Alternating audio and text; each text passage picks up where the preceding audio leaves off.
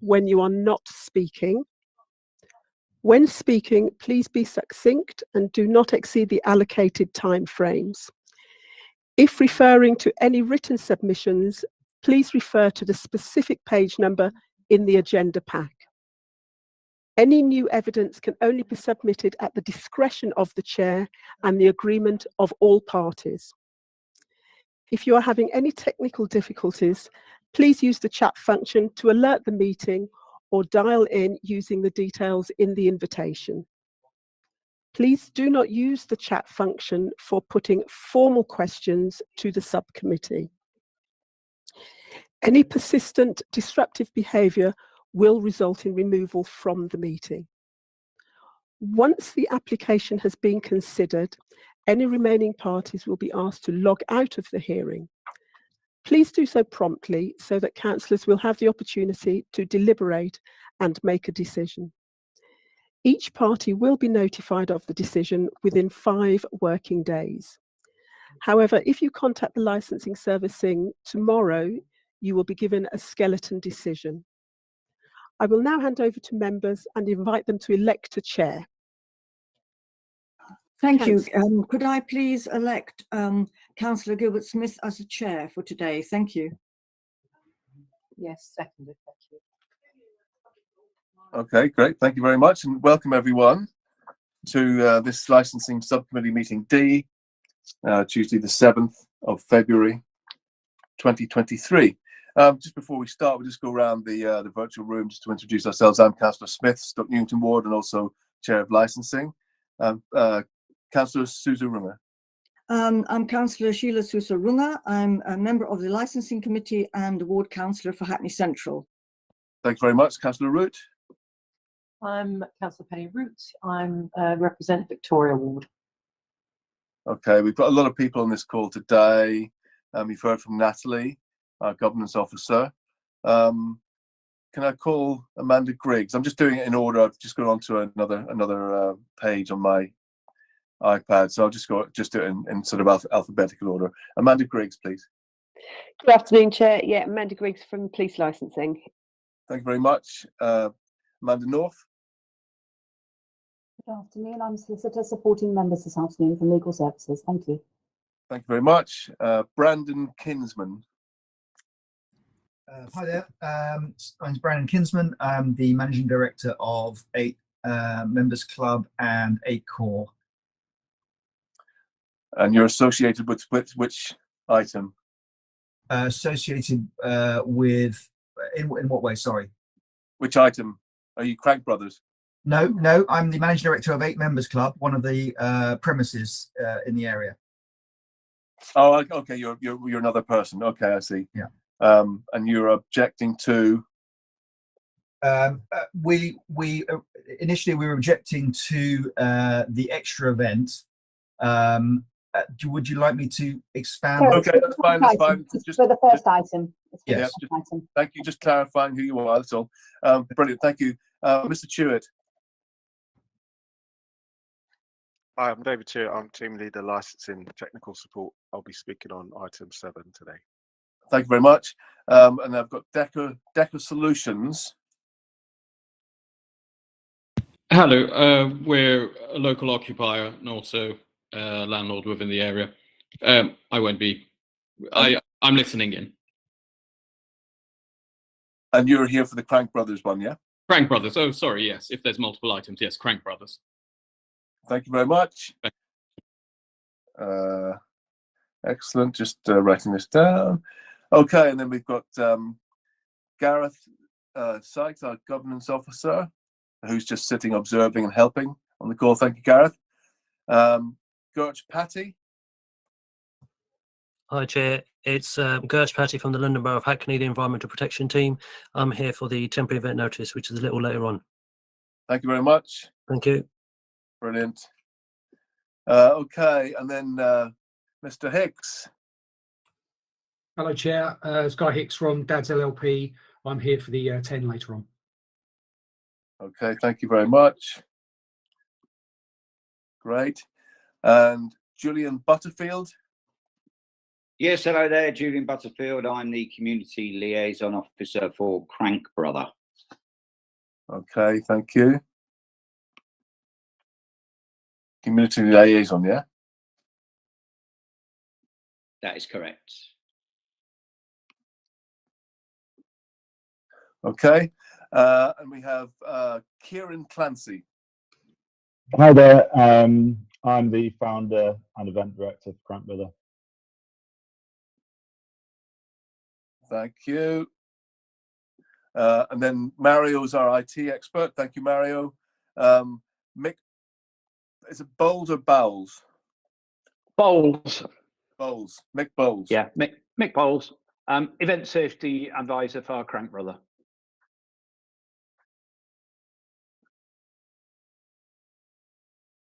Okay.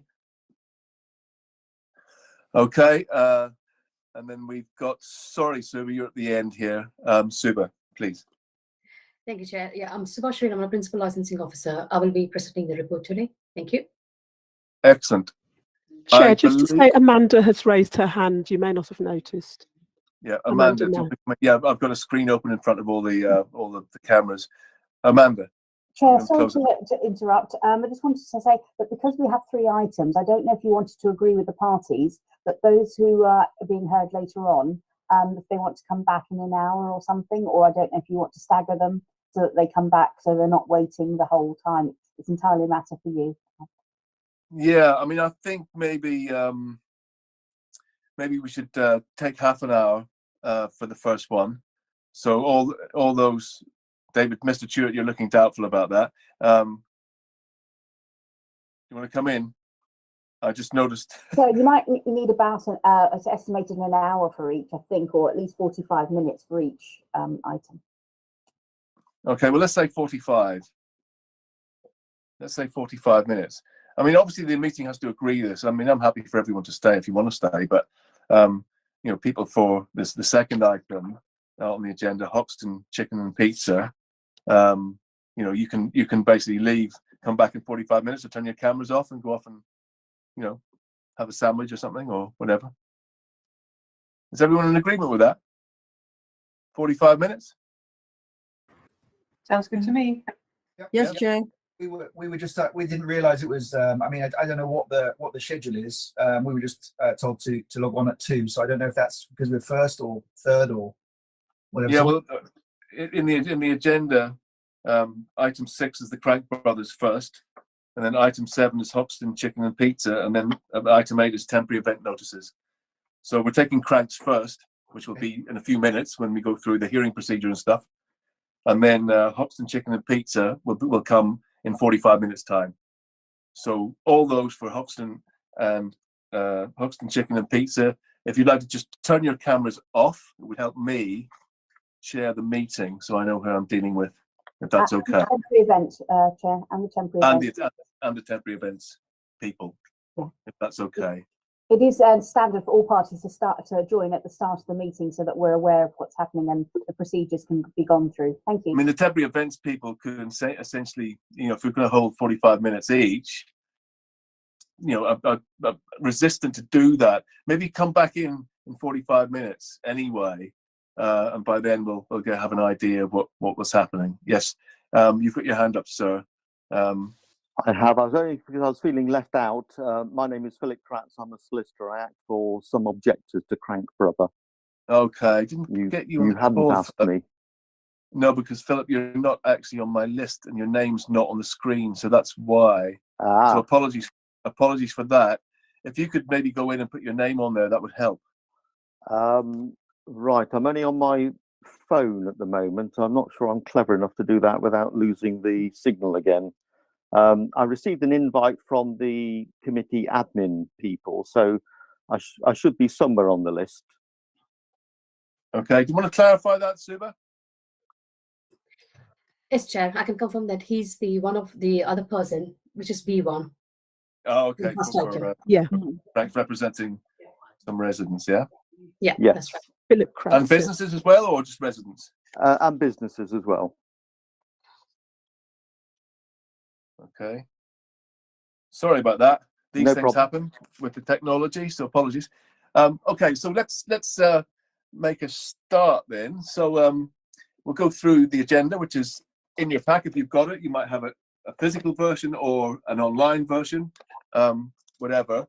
So agenda item 1 is the election of chair, which we've done. Thank you for that. Agenda item 2 is apologies for absence, and there are no apologies for absence today. And agenda item 3 is any declarations of interest from members. No declaration of interest, Chair. Okay, fantastic. Thank you very much.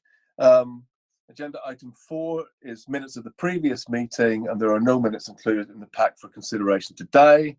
And agenda item 5 is the licensing subcommittee hearing procedure, which I'll just run through very quickly. It runs through in steps, from step 1 to step 10. Step 1 is the election of chair, which we've done.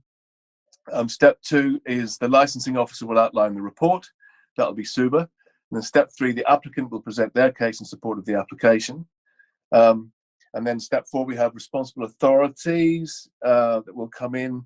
In this instance, we have no representations from responsible authorities, but we have 4 other people here as well. Philip Kratz, Alexander, Brandon, and Paul Ribbon, but I'm not sure if Paul's here today, but we have a few of you anyway, which we will call. Then those are 5 minutes, by the way, each, and we'll just play that one by ear. And then we have a discussion phase over about 15 minutes or so. Any closing remarks? Step 8, final clarification, and then step 9 is considerations. We'll ask those to leave, and we will then after the whole hearing's finished, we will then go on to deliberate our decision, which will be provided to you, I think, by phone tomorrow within 5 working days written. Okay, so let's move swiftly on, and I will invite Suba, the licensing officer, to outline the report for Crank Brothers, Clifton Street, EC2A 4EX. Thank you. Thank you, Chair. So the first item we are going to consider is for the variation of the premises license under Section 34 of the Licensing Act 2003 for the Crank Brothers, Clifton Street, to amend condition where it states 1 Saturday in July or August each year to 2 Saturdays between June and September each year, as stated within the report. Representation remains from other persons. We have received additional information from the applicant, and this document has been circulated. I have nothing else to add. Thank you, Chair. Okay, great. Thank you very much. And who is going to be speaking on behalf of the applicant? That'd be me. Okay, Kieran, fantastic. Kieran, you've got 5 minutes Sure. to state your case. Thank you. Off you go. Well, as the committee will know, we have provided a written response to all representations received, which is included in the committee pack. Here, I intend to provide a brief summary of that response, and then obviously with my team, we're happy to answer any questions that the committee have got. Crank Brother have been operating events for around 15 years, and we've been operating licensed street parties at these locations in Hackney since 2012. So we've had 10 years of street events in the locality, and we've had very few complaints in the local area in that time, and very positive feedback from the local authorities. The events themselves feature international DJs and artists, and the audience is predominantly young people aged from 18 to 35, largely from the Greater London area, and a large number from the Borough of Hackney, specifically in the surrounding boroughs. The event capacity at our other 2 licensed shows, and for this application, is 1,500 people per event, and we've got no plans to increase this. The events operate from 1 PM until 10 PM, and the build and the D-rig take place immediately before and after the event in a 19-hour time window, so that the street is completely clear sort of by the time people wake up on Sunday morning. Our application is to hold an additional event day on Clifton Street, making 2 per year. The event days are Saturday only, so the application would not add a consecutive event day. The events themselves are for ticket holders only, with no readmission, and with access control by means of perimeter fencing and security staff. On-site infrastructure includes toilets, bars, and catering outlets, and management services at the event include a medical team, crowd management and security staff, and an event safety manager present throughout. The events feature a single sound system under the control of engineers solely employed by the premises license holder, and the sound technicians and community liaison manager monitor noise levels on and off site and respond to any calls received on a dedicated complaints line. The site and the surrounding area is kept clean during the event by a team of litter pickers directly employed by the organisers, and post-event the site and surrounding areas cleaned by London Borough of Hackney contractors paid for by Crank Brother. Although the application is to vary the existing licence for Clifton Street, the proposed 2 days would take place at the opposite ends of Clifton Street. So we'd have one event at the end, which is between Christopher Street and Wilson, Christopher Street and Worship, and then one at the other end, which is between, I just need to, it's at the other end, on the other side of Worship Street, in the same location where the 2022 Clifton Street event took place. As the committee may know, the Clifton Street area mostly consists of office properties which operate on weekdays only, and that's why the streets are extensively used for location, film and TV shooting, and why we choose the sites.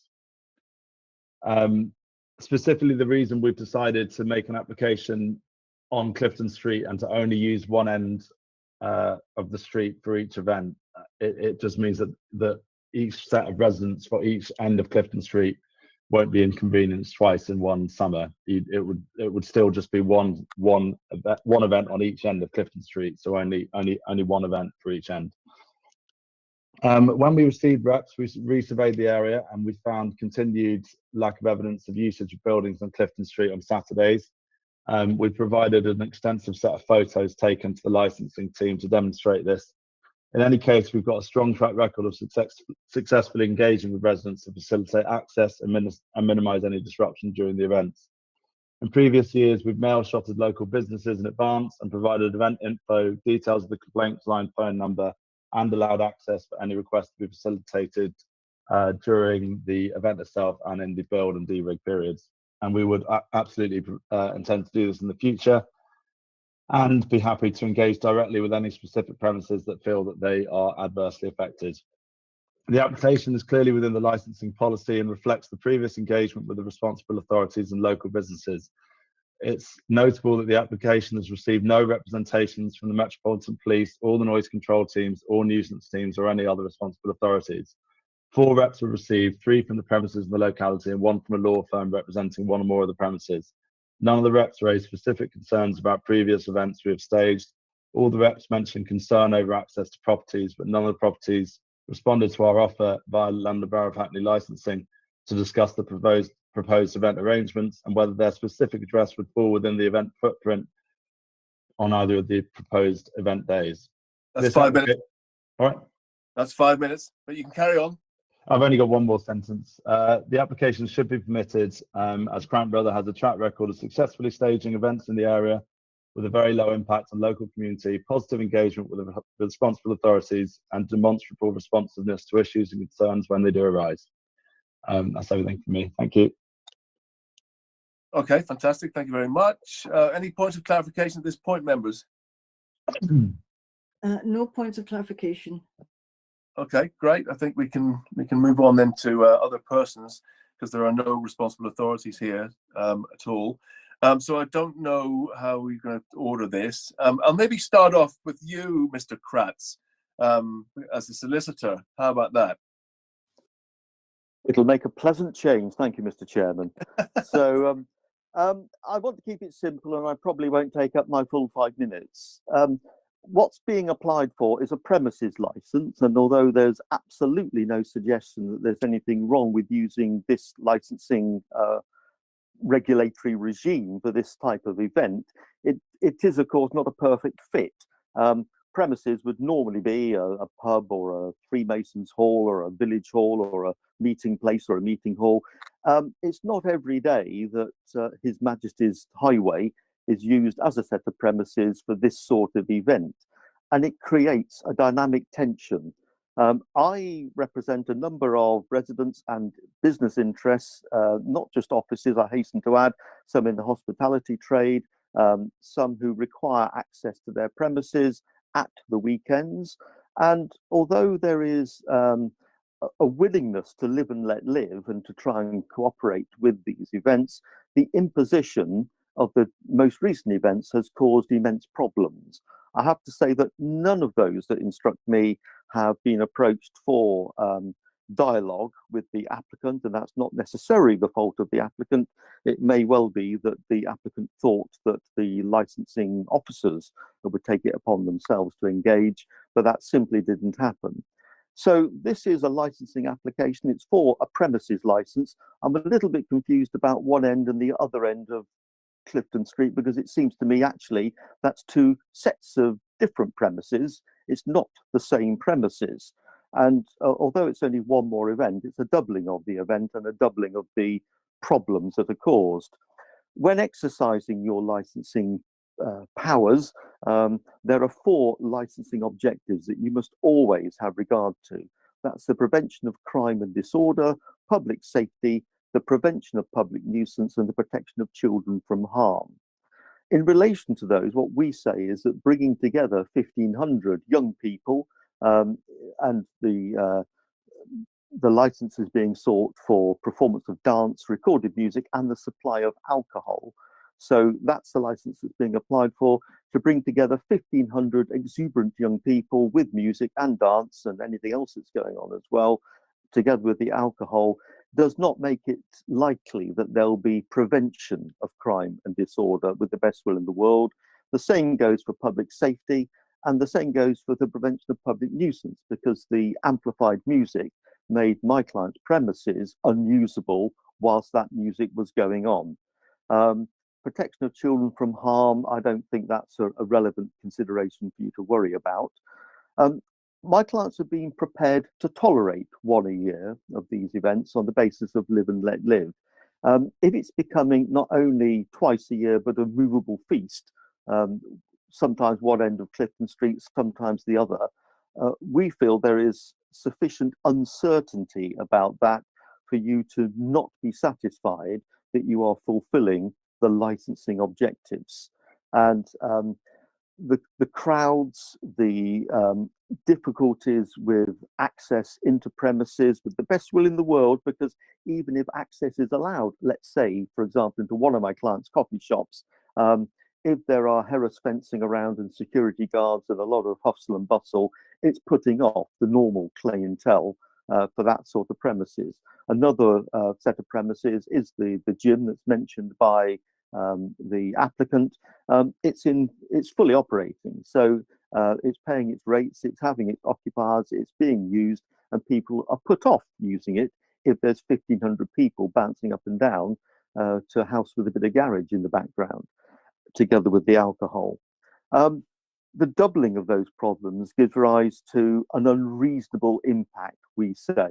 We are prepared to continue to tolerate the single event a year, and we will work around that. Sorry to interrupt.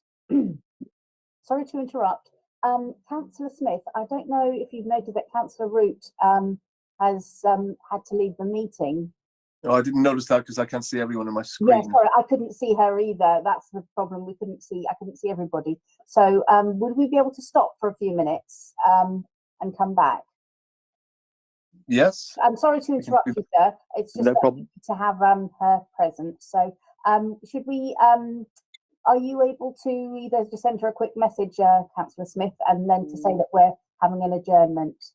Yeah, we'll just adjourn for a couple of minutes. Okay, thank you. Thank you. Thank you, everyone.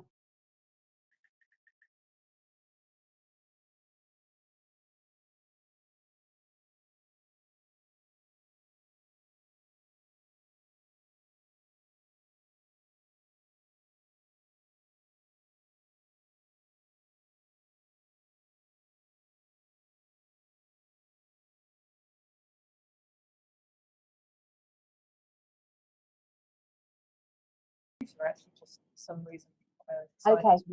out, so I'm back here for that. Sorry. That's fine. Okay, if we're okay to reconvene, thank you.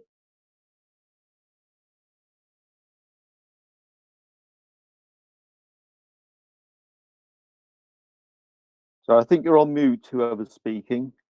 Yeah, sorry, exactly. Yeah, thank you for your patience on all of this. Mr. Kratz, you were on about 4:30, but just before you start, Mr. Chewett, you had your hand up. Were you about to say what Amanda said?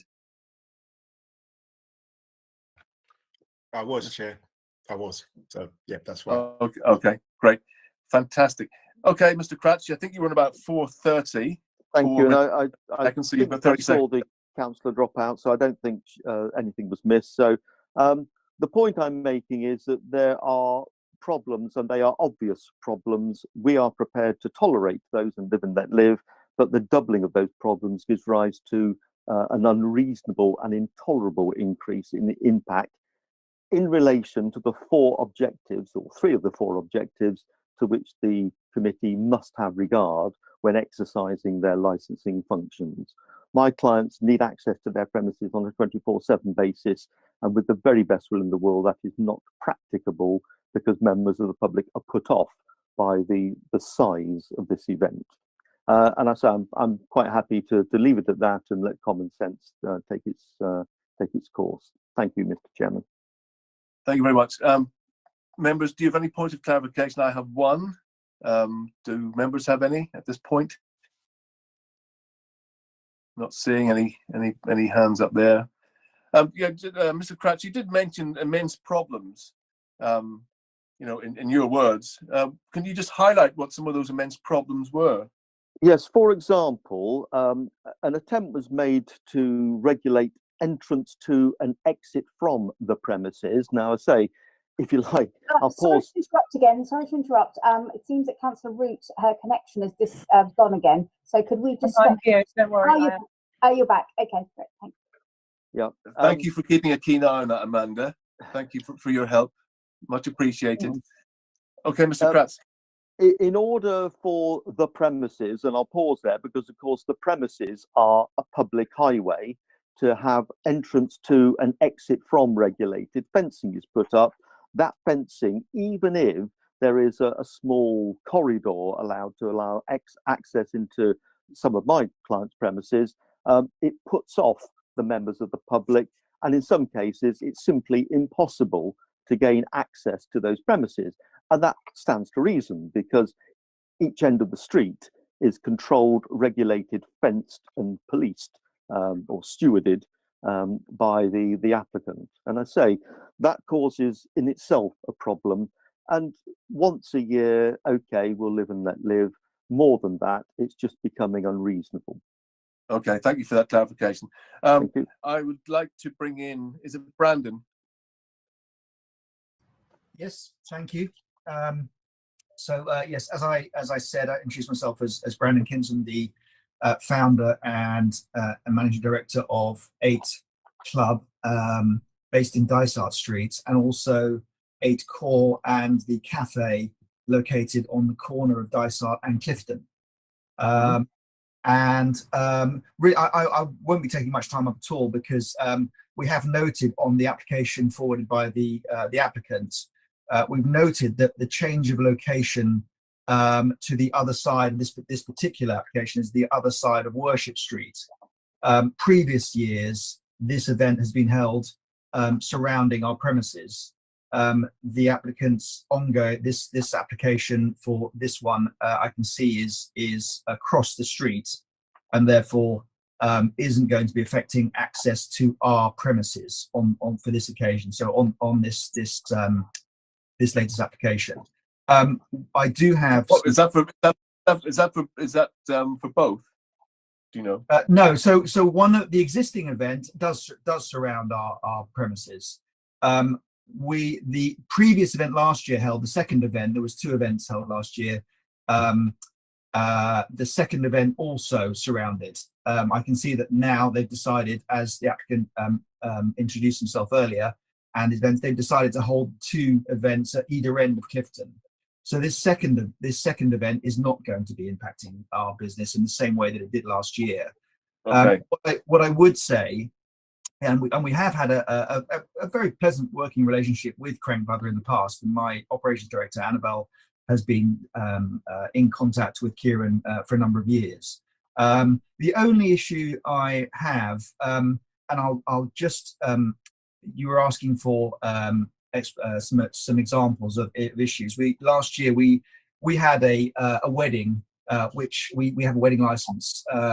Hackney Council granted the license and actually held the wedding and was responsible for conducting the wedding at the club And Hackney also granted the license for the first event to be held on the same day during the actual ceremony.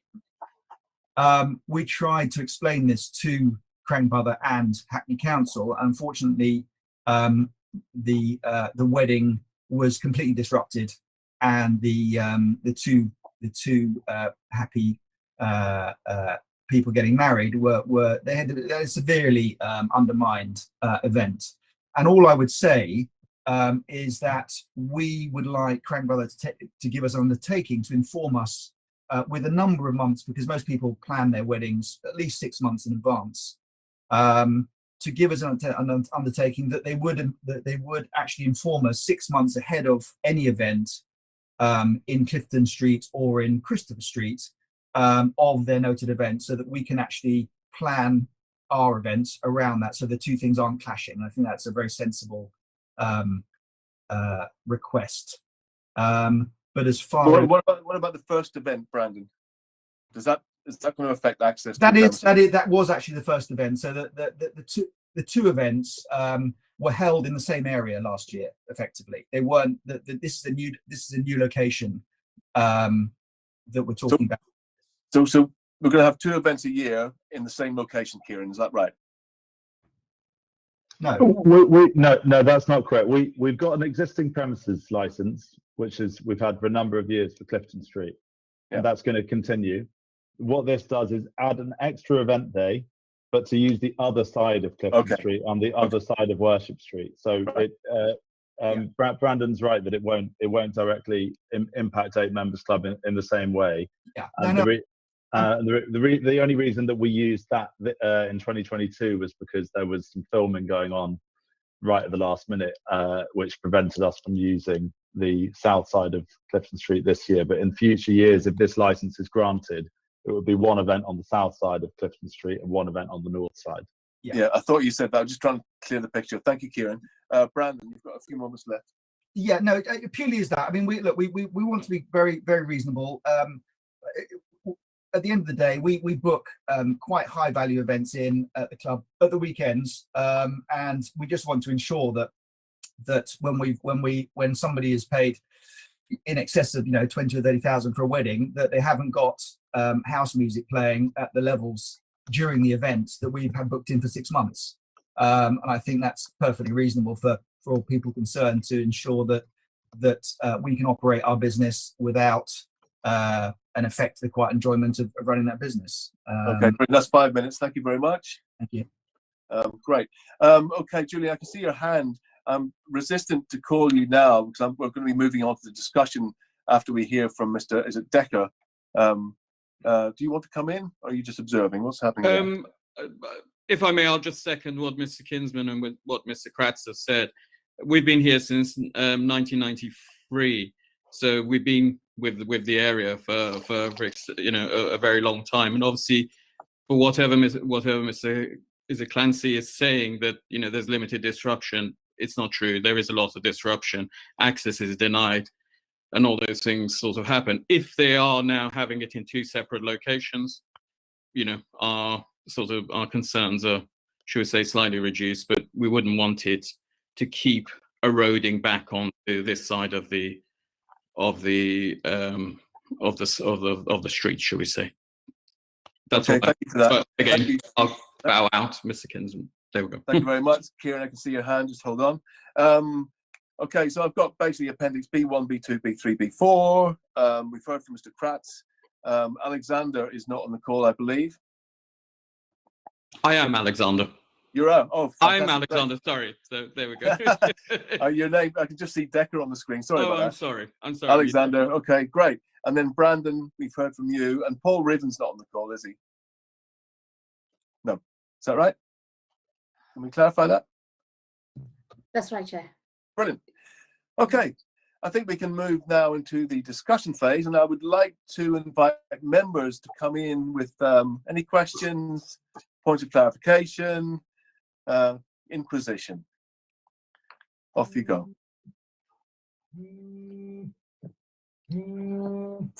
Councillor Susan Runga. Thank you. There's been talk of two events at two different parts of the road. And I'd like to ask Kieran, obviously, you've done your assessment on that particular side of the road that you've used, but could you explain to me any specific issues, differences and assessments you've had to make in respect of the other side of the road, the other road that you're going to be using for the second event? So if you could clarify if there are any differences, any issues, how you're going to risk assess, how you may mitigate the other side of the road? There have been, there's been quite a lot of work done around the northern end of Clifton Street. I mean, the infrastructure is pretty similar. It's a very similar. If you look at the two site plans, it's a very similar site plan. If anything, that end of Clifton Street probably operationally is slightly easier because there's a slightly larger square footage for the capacity, and there's more exits. So it's, they're very similar. There's nearly exactly the same width. The only difference is that we get to go down. There's sort of two forks, and it takes in Clifton Street and the top of Holywell Road. So it's a slightly easier site than Clifton Street operationally, but very similar.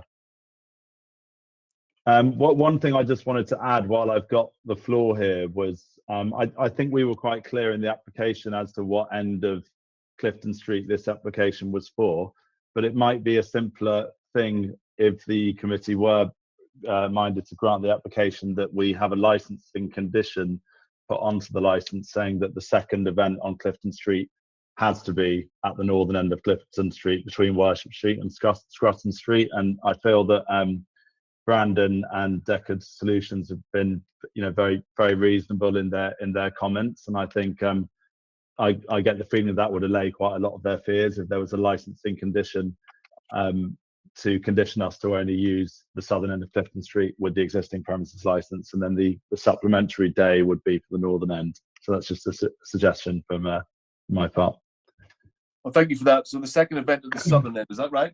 Second event at the southern end. Either or, really. It would just, I guess, you'd need the wording to say 2 Saturdays per year. One event to be for the southern end between Worship and Tyndar, and one event to be for the northern end between Worship and Scrutton. Okay, we can sort that. Words to that effect. Yeah. Yeah, if reminded to. Fantastic.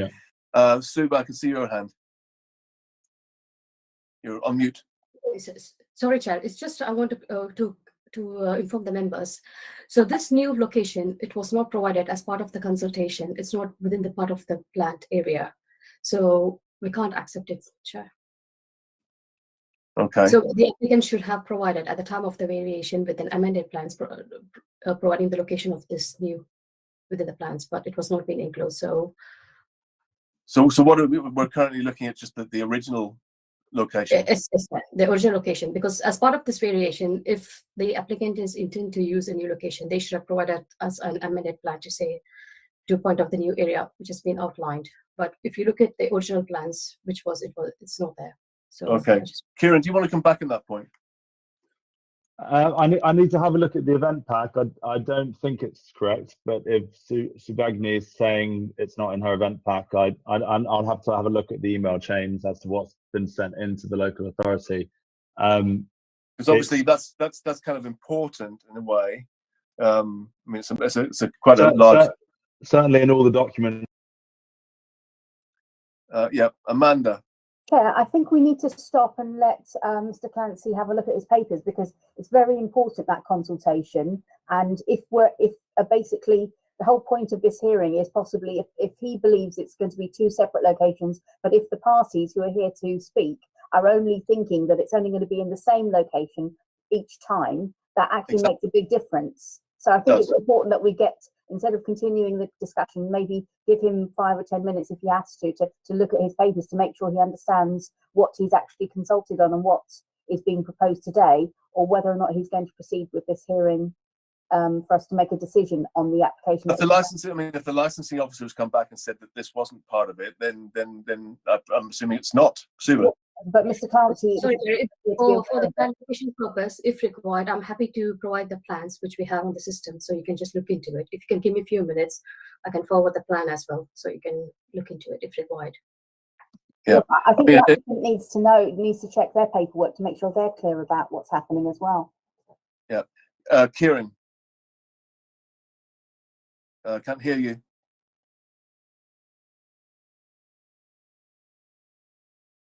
Still can't hear you for some reason.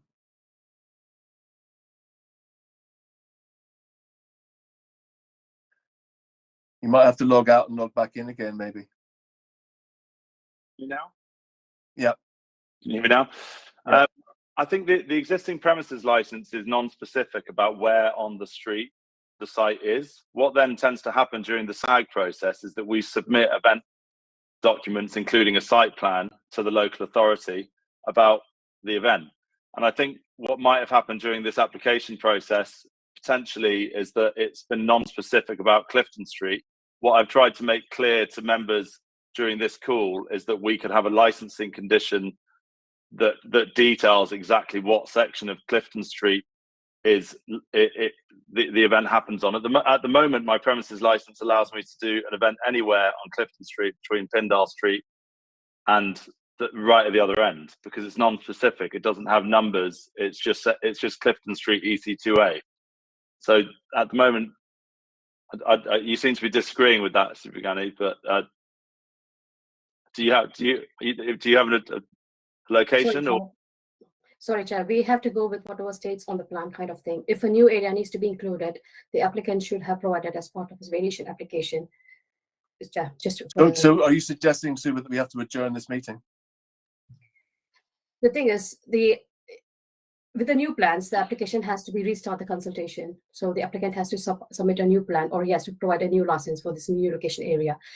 This new location can't be considered as part of this variation application, Chair.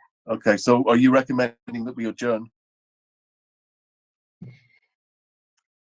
Chair, no, I think what he's saying is you have to consider it based on what was advertised, what was actually specifically advertised. We can't consider this second location as a way forward, because that wasn't. Yeah, but I think it muddies the water so much. I think, members, would you agree that really, if we're just he wants 2 venues a year, and at the moment we're saying they're going to be at the same location, which is the location that presents a lot of the problems. So if you want to alter the position of where you're having these events, then I think we need to adjourn and have another hearing. That's my opinion. Chair, Members, do you want to know this? Councillor Root, please. They need to reconsult again, though, Chair. That's the problem. I think the issue is surely the issue, and we should be able to surely determine some of this by looking at the original license that they have. If Kieran's correct, and he has a license to hold this event at any point in Clifton Street, it seems to me that he's right. that if that's what his license says, it's the whole of Clifton Street should have been consulted as part of the consultation. If, as a matter of fact, we're only looking at what is Sue? I suppose my question is to Suba, really. Is Suba going on the map which is in our documentation, which appears to chop off the very top northern end of Clifton Street? Is that what she's going on? And if so, I'm not sure if that's enough to overrule the fact that the original license does include the whole of Clifton Street. Yeah, that's a very good point, Councillor Root. Thank you for that. And Suba, it's kind of, it's your call, this one, I think. Well, I mean, I think the evidence, the proof's in the pudding that I've done events at both ends of Clifton Street with my existing premises license. So during 2022, there was filming going on at the southern end. So I consulted with the licensing department and the events department of Hackney, and we did an event at the northern end of Clifton Street under my existing premises license. Whereas in every other year, I've used the southern end of Clifton Street. So I think the proof is in the pudding that the licensing authority has already signed off an event in 2022 under my existing premises license to use the northern end of Clifton Street. They wouldn't have done that if I didn't have a license for that end of the street. I mean, I just think it's probably unnecessary red tape to run the whole process again when everyone knows what we're talking about on the call. And in practical terms, if, as a matter of fact, the consultation area took in the whole of Clifton Street, regardless of what the actual map in our documentation is saying, then it doesn't really matter. We're adjourning for no reason at all. Yeah. So, but do you want to come back in that? I agree, Councillor Root, with that. Can I just very quickly add the whole point of us not objecting on for the second one, for the disruption of an existing business paying rates and so on there, is because this particular application doesn't impact us, as Kieran has previously mentioned. So it does make a big difference if the license granted allows him to do it anywhere, which means he can come back the same place time after time. So it's a very serious point. Yeah, Amanda. Chair, I think that if we could hear from the licensing authority, Mr. Chewett, I'm not saying what Super is saying is incorrect. I think he may just be able to clarify this position about the fact that they were on a previous occasion allowed to position themselves in a different location. So I don't know if you'd like to hear from him as to what his view is about how we should proceed and whether or not we should have this condition to say where they're located on the second event. I don't know that we can do that, but I agree so far with what the licensing officer is saying, but I think it would be helpful to hear from Mr. Chewett. Yeah, and David, just clarification over a premises license for a street, that would be good as well. Thank you.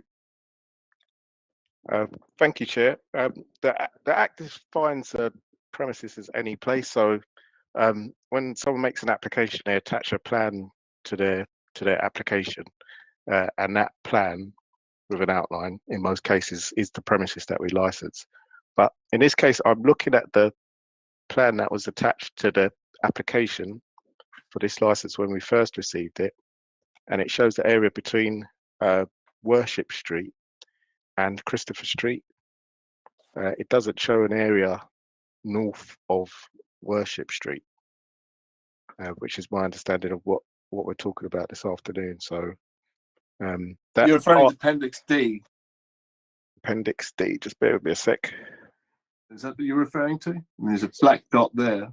So sorry, Chair, I just circulated the plan to all the members. If you can just check your inbox, I've emailed the plans which we have in the system. Well, what we should do really is just display just this public meeting. So if we can get the plan on the screen that we're talking about. Yeah.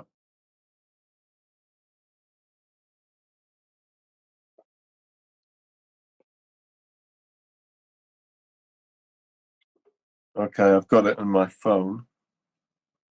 Just for all of the parties to be able to see what we're talking about. Are you sharing that plan, Ms. Weaver? Yeah, I will share the screen. Just She's sharing the plan. Just bear with us. Thank you.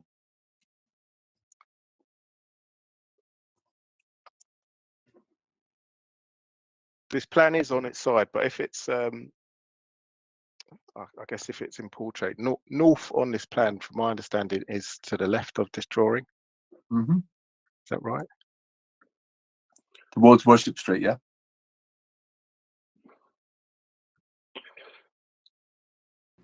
Yeah, that's from the original premises license. Appendix D in the pack is just a picture of is just a Hackney screenshot of the whole of Clifton Street.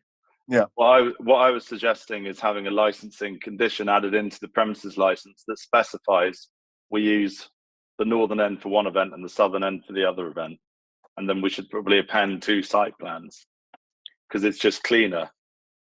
But is that when you say the northern end, so on this plan that Super has up on the screen, that's well, referring to the northern end, I'm talking about the section between Worship Street and Pindar Street, which is Christopher Street on this map. No, that so the map on this map, Christopher Street, to the right of Christopher Street on this map is going towards Pindar. Yeah. Hang on. No, it's going to the right. Is going towards Christopher on this one. After Christopher Street, you can't see Pindar Street on this map. So if you're looking at this map and you come down Christopher Street and turn right, you get into Pindar Street. Are you talking about Appendix D or the one that's on the shared screen? The one that we're all looking at on the screen. So I'm agreeing with Kieran that the reason that we objected in the first place was that this application showed that there would be 2 events surrounding our premises, which is the corner. We have a premises on the corner of Dysart Street right in the middle and Clifton Street. So you know, Kieran taking an undertaking to, as he has for this one, to move it across Worship Street, which is effectively the line where there's no markings at all. He's saying he's going to move it across Clifton to the other, across Worship to the other end of Clifton Street, which is acceptable to us. But the reason that we objected in the first place was because this was the original plan, and therefore it was 2 events surrounding our existing premises, and that's what we had. Sorry to interrupt, but Councillor Root has raised her hand. Could you? Yes, it seems to me, Chair, that the issue here is really about what area was consulted, because as we've heard from one objector who may not have bothered with his objection had he understood what was going on. It seems to me that we may well also have people who would have objected had they understood what was going on. So we've got a problem about what the area was which was consulted. And if the area consulted was essentially the whole of the Clifton Street area, because initially the license didn't designate any particular part of Clifton Street, then I think we're fine to proceed. If, on the other hand, it was only part of Clifton Street which was consulted on about this, because de facto that's what had happened in the past, then it seems to me we have got a problem and we need to adjourn, because those other residents need to have the opportunity to object if they want to. Yeah, that makes perfect sense. So we just need clarification on the consultation then, please, from somebody.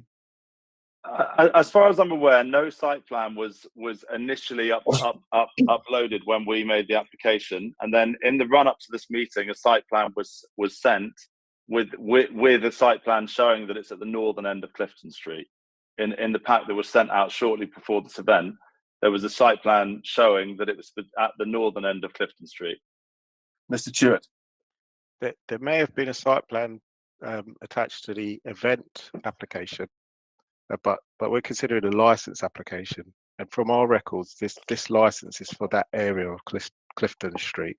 So there's 2 processes: the license application, which we're considering this afternoon, and the event process, which is separate. That might be where the confusion is.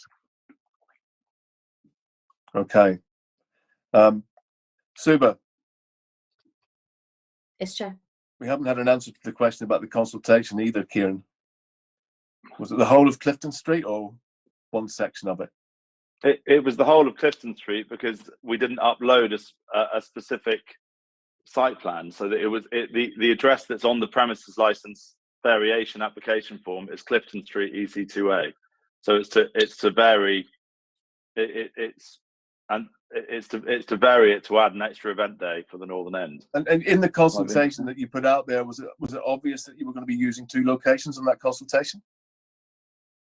I hope so, by nature of the fact that we, in the document pack that we sent to the council, it included a site plan showing the specific location on Clifton Street. Okay, thank you for that. Amanda. Chair, I think you need to clarify with Mr. Clancy, did he actually verbalise in his written application which parts he was going to use for the different events? Did you hear that? I don't think I verbalised in the application that it was specifically only going to allow me to use it at either end of the event, because I thought because it's an existing license that I already have to use Clifton, to do 1 event per year on Clifton Street. In my head, I thought the simplest way would be for you to condition the license specifying what end of the event, what end of the street each event would take place on. Is that clear? Because I didn't apply for a second license. I've applied for a variation.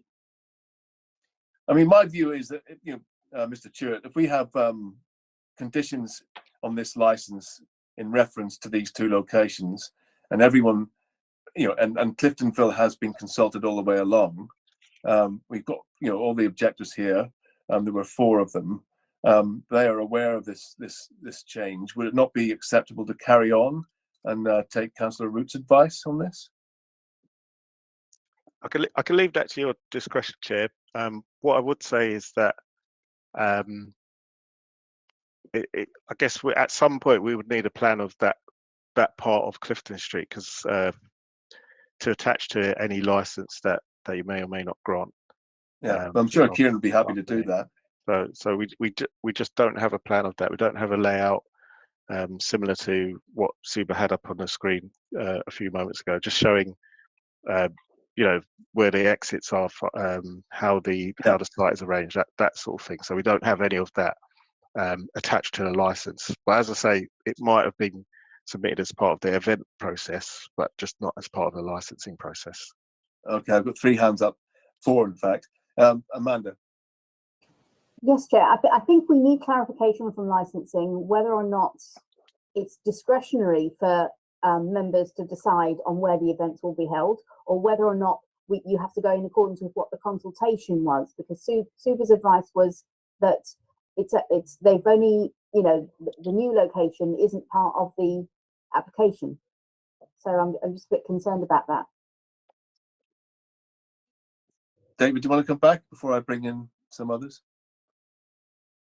Sorry, I lost some of my connection here. Sorry about that, Amanda. Could you repeat that? Yes, sorry, would it be possible for you to clarify, are members at their discretion going to make a decision as to whether or not these events take place and whereabouts they are? Or is it that we're assessing it in accordance with the consultation area only? I guess members can apply their discretion in insofar as whether to carry on hearing this application this afternoon. But what I'm saying is that as part of the license application process or variation process, that area that's proposed to be used, we don't have a plan. That has not been submitted as part of the license application process.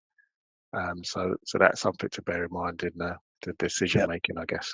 So we can't consider that new area. Is that fair? But in accordance with the paperwork that's currently on the license, or is it all of Clifton Street and it doesn't matter where on Clifton Street? No.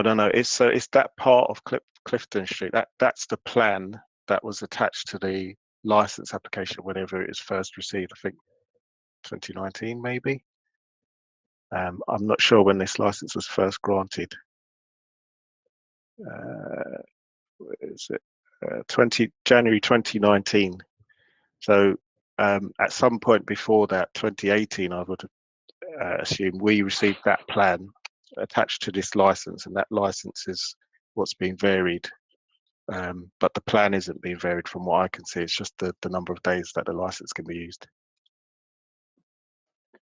I think I'll take your lead. If it's going to be impossible for you to make a decision on this, I can resubmit the application with 2 site plans, one for each end of Clifton Street, making it very clear that it's a variation to hold an event at the northern end one day a year, and I can refer to the site plan, and then the southern event one day per year and refer to the site plan code.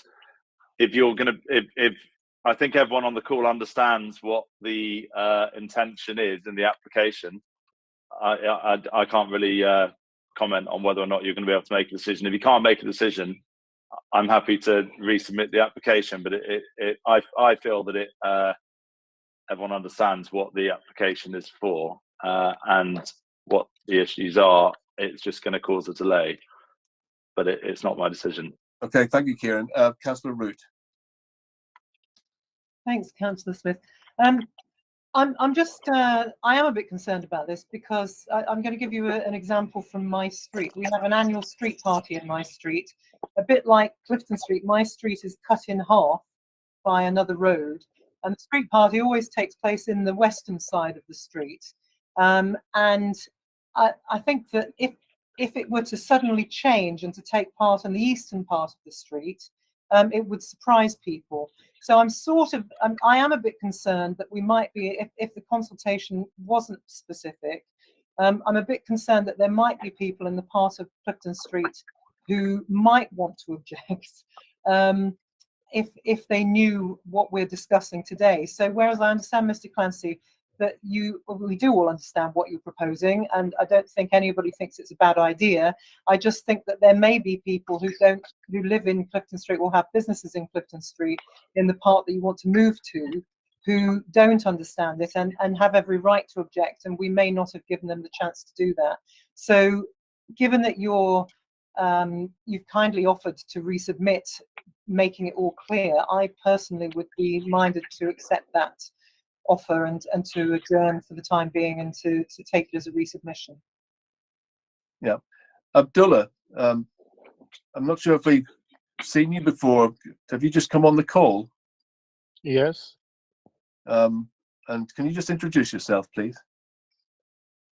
My name is Mohammed, and I am just right now managing this business. It's 94 Hoxton Street, Hoxton Chicken and Pizza. Oh yeah, we're not on that one yet. He's the next item. I've just sent a message to say that he needs to wait until we finish this item. Thank you.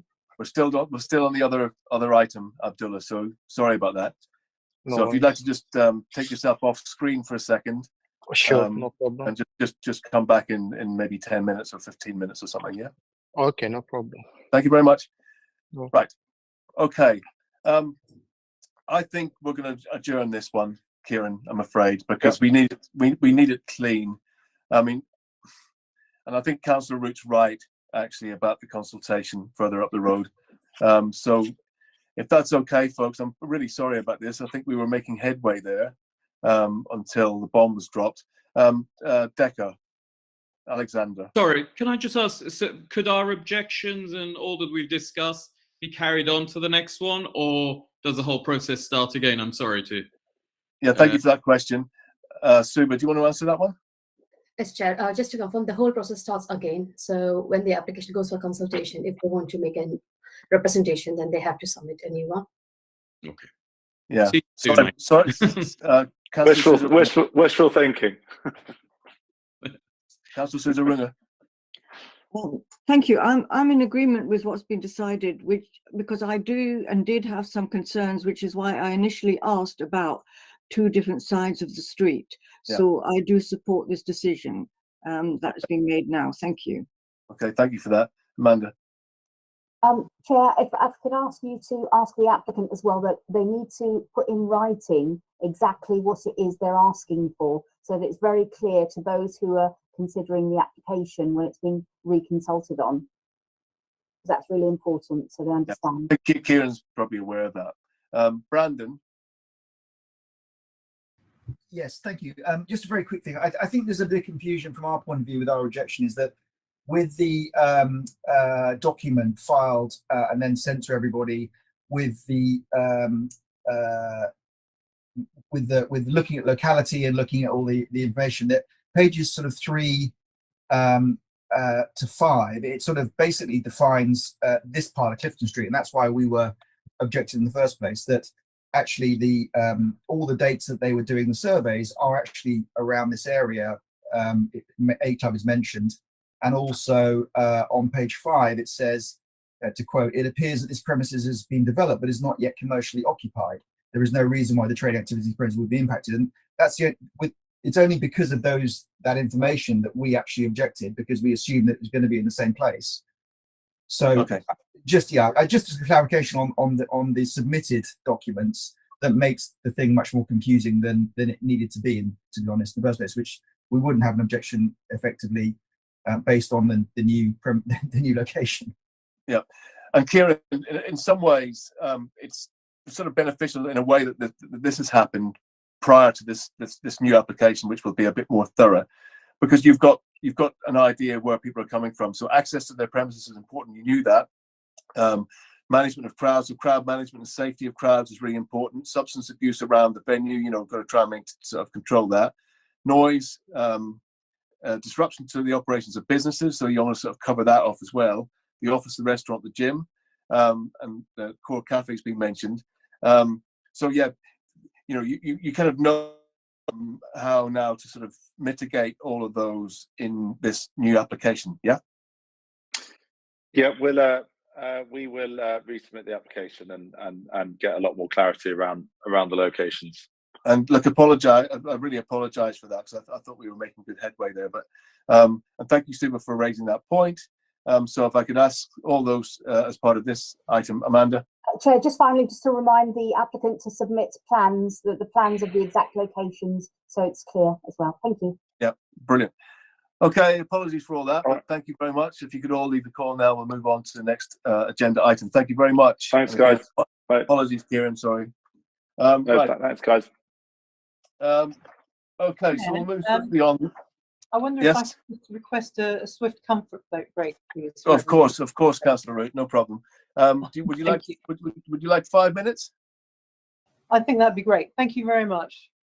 Okay, great. We'll take 5 minutes and adjourn. And if the others could be notified, that would be good. We're just adjourning for 5 minutes here. Okay, thank you. Thank you very much.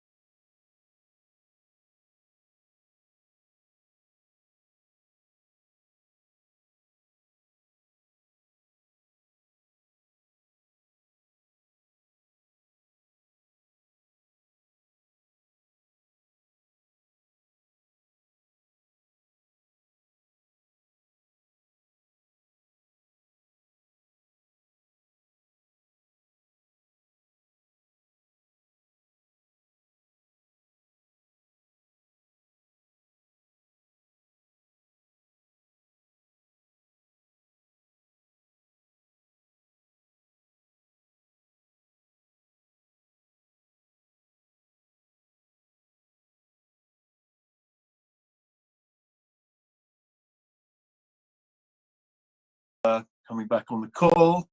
We're going to move on to the next agenda item. If everyone's here.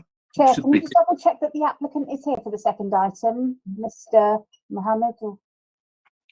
Sorry, Chair, looks like he's not here. I'm just going to give him a call, yeah? Just give me 1 minute. Yeah. Yeah, I just sent him a message to join now. I know he's been in and out. So we got Mohammed Imran and Mohammed Hasib. Is that correct? Yes. The applicant is Mohammed Imran and the manager is Mohammed Hasib.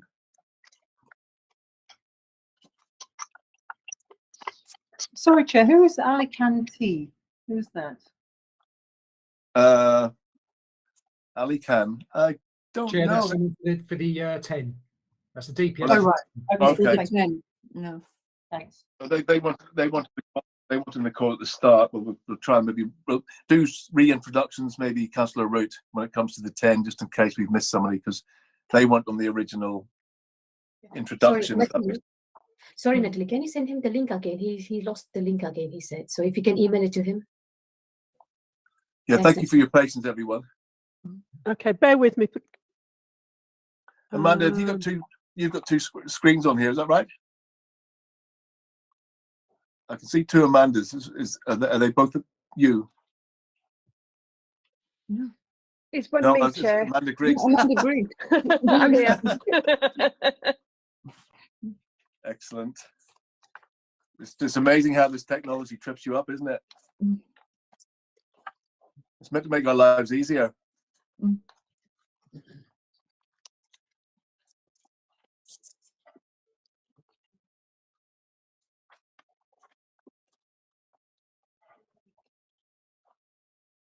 Okay, folks, we're just waiting for the applicant here for this agenda item 7 on the agenda. 94 Hoxton Street. So I've just eaten a Brazil nut and it's a bit stuck in my throat. N16LP. So we'll just hang on until Mr. Imran arrives. Do we know if Mr. Hasib's coming as well, Suba? No, Chair, it's just only one person. Okay, brilliant.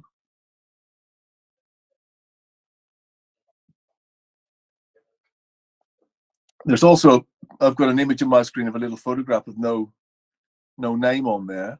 Don't know if other people can see that little circular photograph of a family. Do we know who that is? No, I assumed it was the same person, the solicitor before, who was down, but maybe I'm wrong. Yes. Okay, Abdullah, I can see you've joined. Is the applicant not Mohammed Imran, or you're on mute? Muhammad Imran, yeah. Yeah, and you are Abdullah, yeah? No, I'm Muhammad also. Muhammad Hasib. Oh, you're Mohammed Hasib. So you're the manager. Yeah, I am the manager.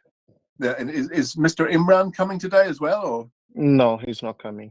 Okay, brilliant. Yeah. Okay, then we can move swiftly on then to agenda item 7, which is the premises license, Hoxton Chicken and Pizza, 94 Hoxton Street, London, N1.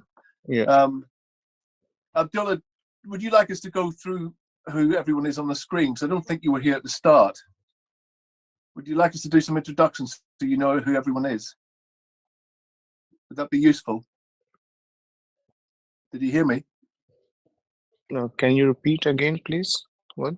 Would you like me to go round the virtual room and get everyone to introduce themselves? Yeah, please. So you know who they are. Okay, fantastic. Councillor Root. Hello, I'm Councillor Penny Root, Councillor for Victoria and a member of the Licensing Committee. Thank you. And Councillor Susa Runga. Oh, hello, I'm Councillor Susa Runga. I'm a member of the Licensing Committee and a councillor for Hackney Central Ward. Yep, and Abdullah, we as members will be deciding on your case. Yeah, so the three of us will be deciding. Sure. And then we have Amanda.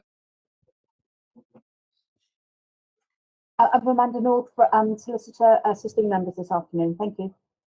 Thank you. Mr. Chewett. Hi, I'm David here. I'm team leader, licensing technical support. Fantastic. And Gertch. Hi, Gertz Patty from the Environmental Protection Team. I'm here regarding the temporary event notice a little later on today. Thank you. Okay. And then PC Griggs. Good afternoon. I'm Amanda Griggs from Police Licensing. And Suba. I'm Swashri Ramanala, Principal Licensing Officer, who will be presenting the report this afternoon. Okay. You've heard from Natalie. Thank you, Natalie, as our governance officer. Gareth is also our governance officer. He's observing and helping Natalie. Mario is our IT person, and the other people, Alican, I think they're here for the temporary events notice. Yeah. So that those you get an idea, Abdullah, as to who everyone is. Okay. Yes. We'll move swiftly on. So I'll just invite the licensing officer, please, to outline the report. Thank you, Suba. Thank you, Chair. So the second item we are going to consider is for a new premises license under the Licensing Act 2003 for Hoxton Chicken and Pizza, 94 Hoxton Street.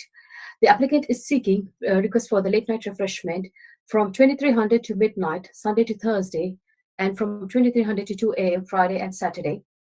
Representation remains from police licensing, environmental enforcement, and one other persons. We have not received any other additional information, and I have nothing else to add. Thank you, Chair. Fantastic. Okay, Abdullah, step 2 is in the hearing procedure. Is the applicant will present their case. I'm just going to run through this quickly for you as well, actually, the hearing procedure, just so you know, because I don't think you were here at the start.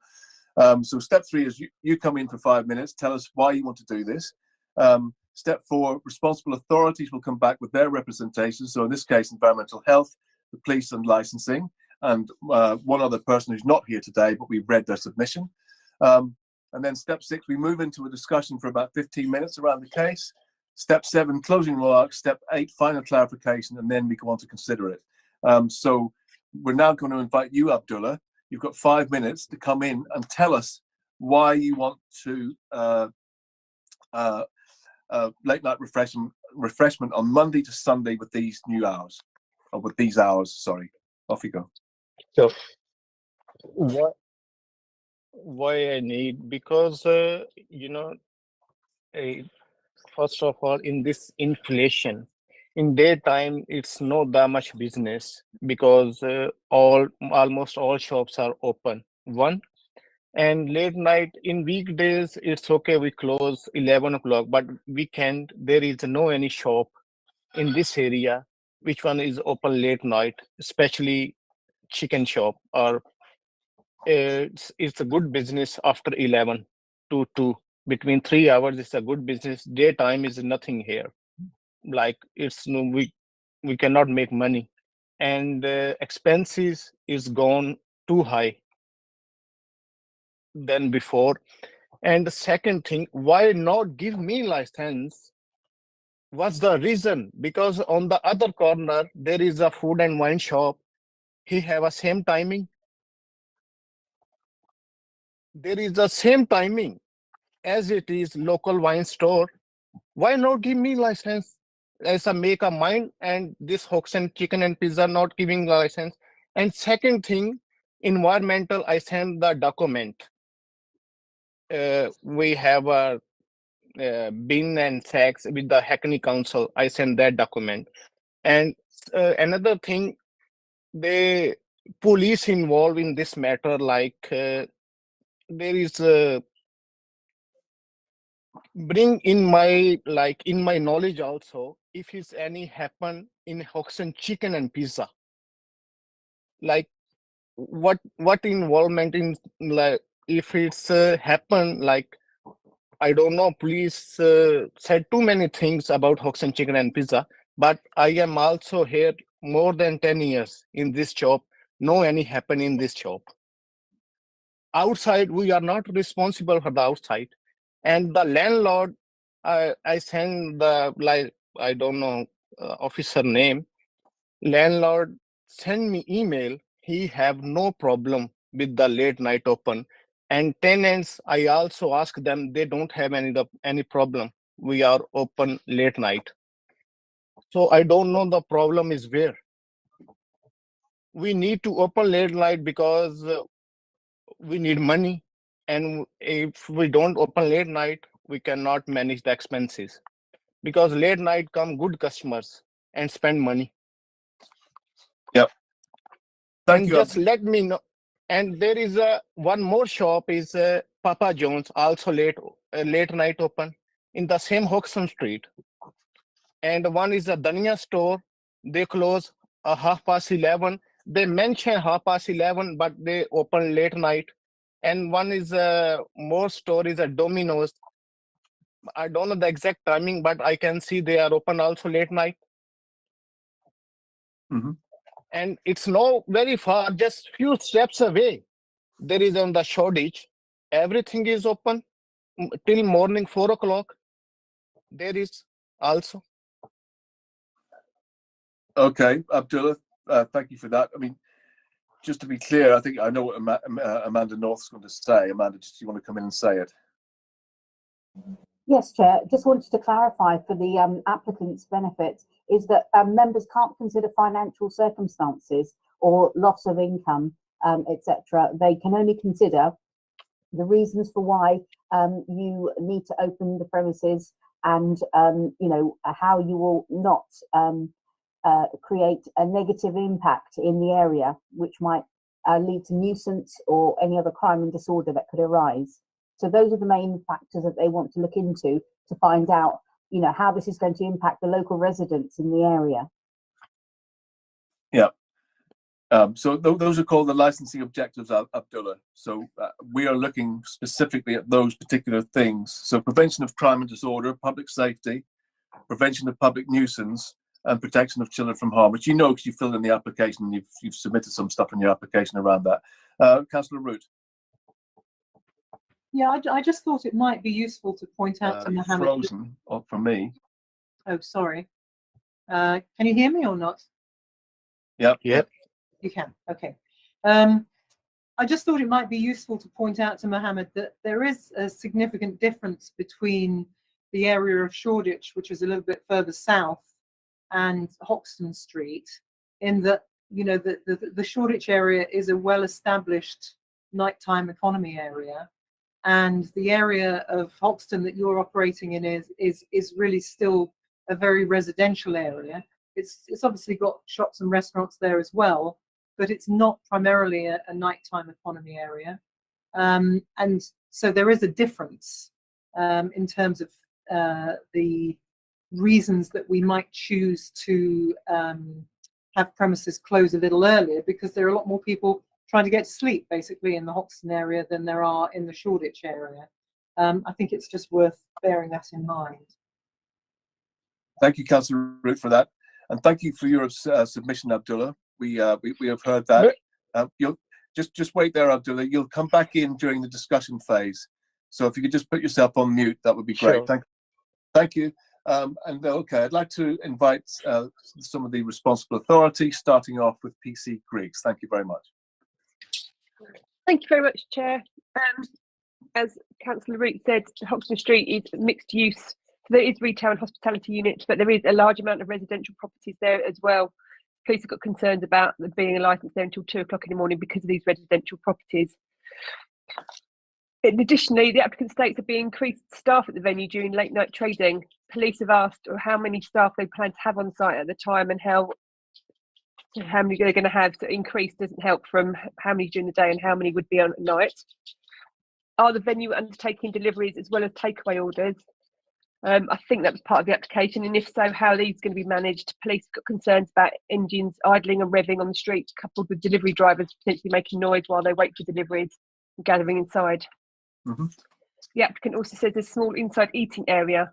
Is this going to be closed after a certain time, or is this going to be used throughout the licensing hours? PC Griggs, can I just stop you there? Just 1 second. Because you've only taken a minute. You've got 5 minutes. If you could just, if Abdullah could address each of those questions one by one. Yeah, I think that would. So if you just, Abdullah, did you hear that? So PC Griggs is going to ask you some questions one by one, and you just answer. Okay? Thank you. Okay. You said there's going to be increased staff at the venue during your late night trading. How many staff do you plan on having on site in those later hours? We just 3 people. Okay, thank you. And so, are you doing deliveries as well as takeaways during those later hours as well? I do delivery only myself.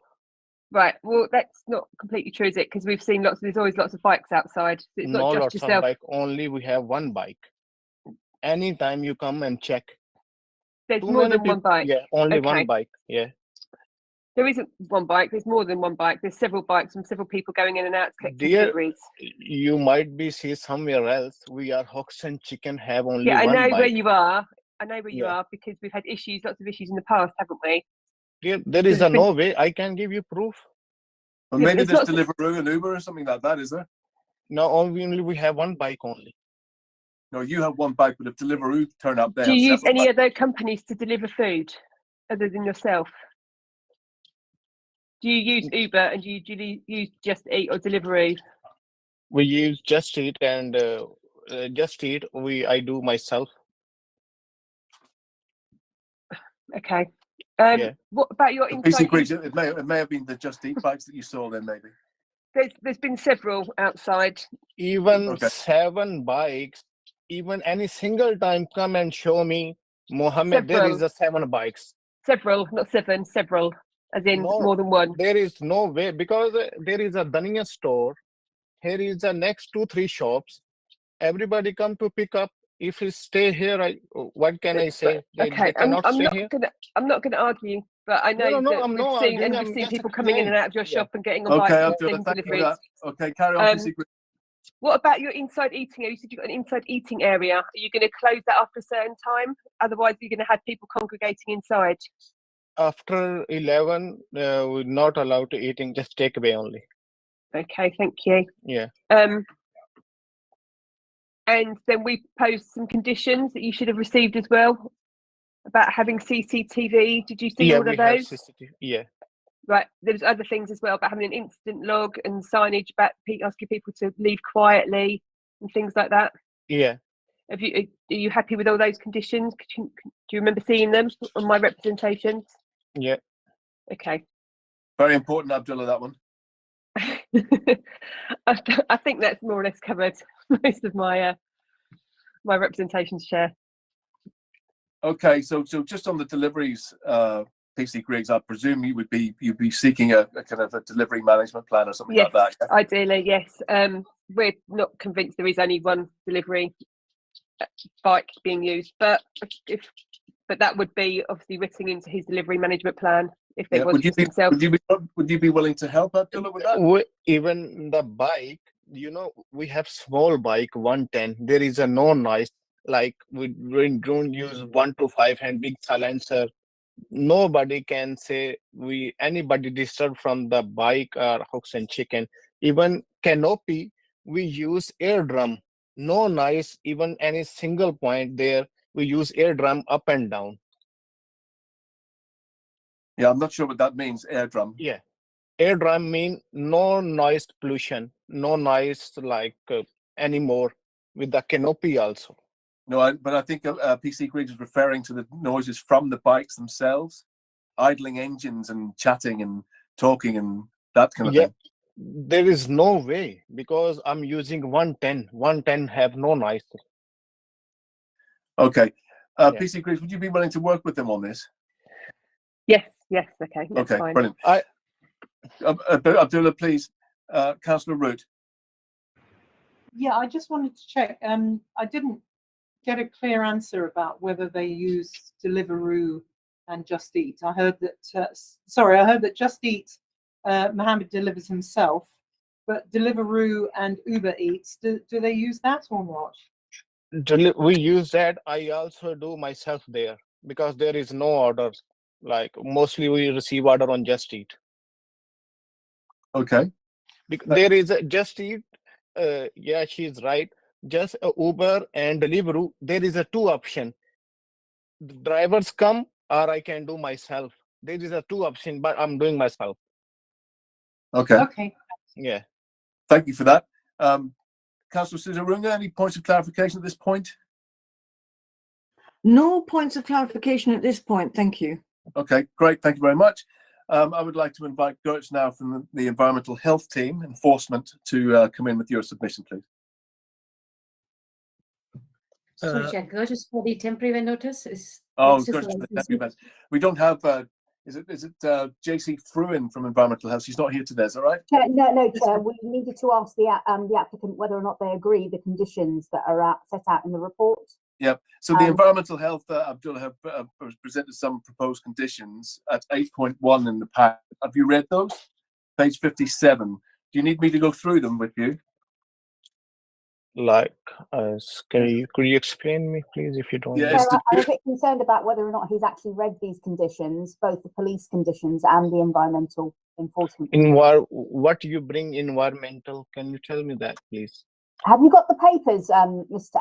Malik? Have you got the papers with you, the agenda? The environmental conditions. For environmental mean the wastage. Yes, it's about. Yeah, it's about, I have contract with the Hackney Council. Yeah, but they put some conditions in about staff training, made aware of legal requirement of business to comply with their responsibilities regarding the disposal of waste produced from the business, handling and preparing for disposal of waste, all this kind of stuff, shall ensure that any contract for general and recyclable waste disposal shall be appropriate in size to the amount. And it goes on. The licensee's premises are situated in an area within which refuse may only be left on the public highway. It's important you basically read all these conditions, Abdullah, to know exactly what you're getting yourself into. The licensee shall instruct members of staff to make regular checks of the area immediately outside the premises and remove any litter. The licensee shall provide a safe receptacle for cigarette ends. The current trade waste agreement, duty of care waste transfer document shall be conspicuously displayed and maintained in the window. So it's all that kind of thing. So you must make sure you read those, Abdullah. You refer him to the paragraph. I have read that. You have. Okay. Yeah, that's page 58 in the pack, Abdullah, in the physical pack. Conditions number 6 to 11. And the police have they have formulated conditions 1 to 5, which you should also read. Okay, so I think we'll move on to Mr. Tuart now. Thank you. Thank you, Chair. My representation is in today's agenda at B3, B2, B3. So essentially, I'm just a bit concerned that the premises could hinder dispersal from the area by encouraging persons late at night to loiter, which could in turn have a negative impact on the promotion of the licensing objectives, in particular prevention of public nuisance and prevention of crime and disorder.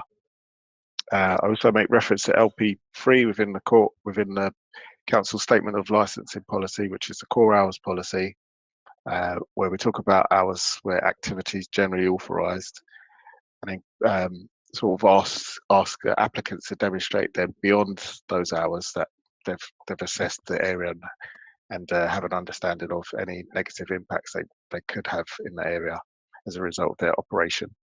Okay. I should leave it there for now, Chair, and let us get to the discussion phase. Thank you. Okay, fantastic. So I'd just like to invite members to come in now with any contributions, questions, clarifications. Councillor Sizarunga. Thank you. In respect of what we're discussing, environmental health and the applicant's response, on page 68 to 69 of the pack, he does very kindly fill out some of the particular areas in respect of nuisance, rubbish, public safety, noise, and safeguarding. So that has been completed, but do we have any sight of any particular plans in respect of these areas?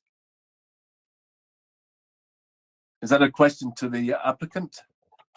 Well, first of all, have environmental health had any sight of anything? And then secondly, in respect of pages 68 to 69, where he does mention what they have, and then obviously, secondly, to the applicant, if he can provide any of those particular things, that would be helpful. The problem is, Councillor Sizarunga, that the environmental health officer is not here. Okay. To answer that question. Chair, if I can refer you, there's a couple of plans in the pack, though. Are these not the plans that you'd be referring to? Yes, maybe the applicant could talk through them a little bit to confirm that that he's aware of these and that he's got these, because I think there was some slight confusion about his understanding of earlier comments. Yeah, where is this plan, by the way? Because I haven't seen that. Page 18 and 19 of the online pack, but Oh, right. can you see? I'm not sure if they're in the physical pack. Not that I've seen. I haven't come No, across they're them. not. They're not in the physical pack. Well, they've got the conditions laid out on page 75. But in regards, are you talking about a waste management plan here, Councillor Suzaruna? Yes, the waste management would be one in respect of rubbish and obviously the other in terms of what we've spoken about before, deliveries and also lighting. Oh, right. I definitely haven't seen that. It would be worth me seeing. Could someone forward that to me, please, by email? Thank you. Chair, in terms of the environmental enforcement matters, they're set out in the conditions that the applicant appears to be now agreeing to. Yeah, I can see those. That would be covered in those conditions, Councillor Suzaruna. Yes, thank you. I just want to be absolutely sure that the applicant is aware of this as well, because they seem to be a little bit unsure about this particular. So I'm concerned that the applicant is quite aware of this. I think the chair actually read them out, and he said that he was aware of those ones. Right. Is that the same ones that you're talking about? Yes, but maybe the applicant could speak to this and maybe elaborate a little bit. That would be helpful. Is this a plan that was submitted by the applicant, Councillor Suzaruna? Well, yes, in the application, he has filled out those particular boxes in the application. You're referring to this. Is that what you're referring to as the plan? Is that what you mean? Yes, I'm referring to the agenda. I think I quoted the pages just now to you in the main agenda. Can you see this on the screen, Councillor Suzaruna? Look at my screen. Can you see that? Yes. Is that what you're referring to there? Yes, if well, it's not very clear, the writing on your screen, but I am referring to the main agenda, and I've just quoted the pages they were on. Yes, I think that's what you mean by the plan is the application form. Yeah, brilliant. Okay, that's great. Thank you very much for that. Cool. Okay, so Abdullah, do you want to come back and answer some of those questions from Councillor Suzaruna? Hi, Abdullah. Could you just explain a little bit more about your plans, which you've mentioned in the application form, where you talk about lighting and where you talk about the rubbish and where you talk about staffing, and would it be helpful if you could explain a little bit more how that's working for you? Like waste management, we contract with the Hackney Council, and there is a timing and everything, what time we need to put outside the rubbish and the cartage with the tape, and lighting, like what's about lighting, like signboard outside? Well, you mentioned signage. So do you have signage outside? And yes. I'm just asking for a few examples of some of the practical things that you've done in order to meet the requirements in the application. So some of those good practices that you've got in place already, if you could let us know, and that will support your application.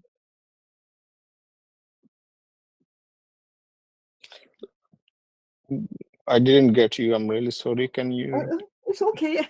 It's fine. It's not very clear when you're on when you're online. Maybe you could just tell us about your CCTV. Yeah, CCTV are clear. Yeah. Who is managing your CCTV? How do you manage that? Yeah, it's me manage it. Yeah. Right. I have in my mobile application also. I can see online everything. Okay. Yeah. Right. That's fantastic. Thank you. Yeah. You're very good. And what about in terms of noise nuisance? You did mention something before about noise, which you weren't quite clear about. About noise, like without any complaint in the canopy, we have air drum. Air drum mean who control the noise pollution. Right. Canopy. Yeah. even if someone visit in the night time and can see there is no noise anymore from the canopy, and we do cleaning every 6 months, and we have certificate for that as well. Right. Okay. So you clean out that noise. Yeah. That's really helpful. So that it functions really well. And then maybe if you could tell us a little bit more about how you deal with your rubbish and the litter, and also any kind of waste management. And this is, I explained you before, like this is Hackney Council tape and red bags we use, and this is a red bag. If we have bills as well, this green tape, we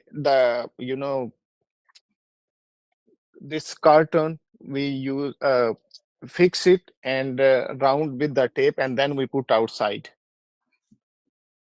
Thank you. I really appreciate that, because you've written what you do in the pages of the agenda, but to hear in practice and you to showing us what you're doing is very helpful, and it just helps us make a decision. So thank you for that.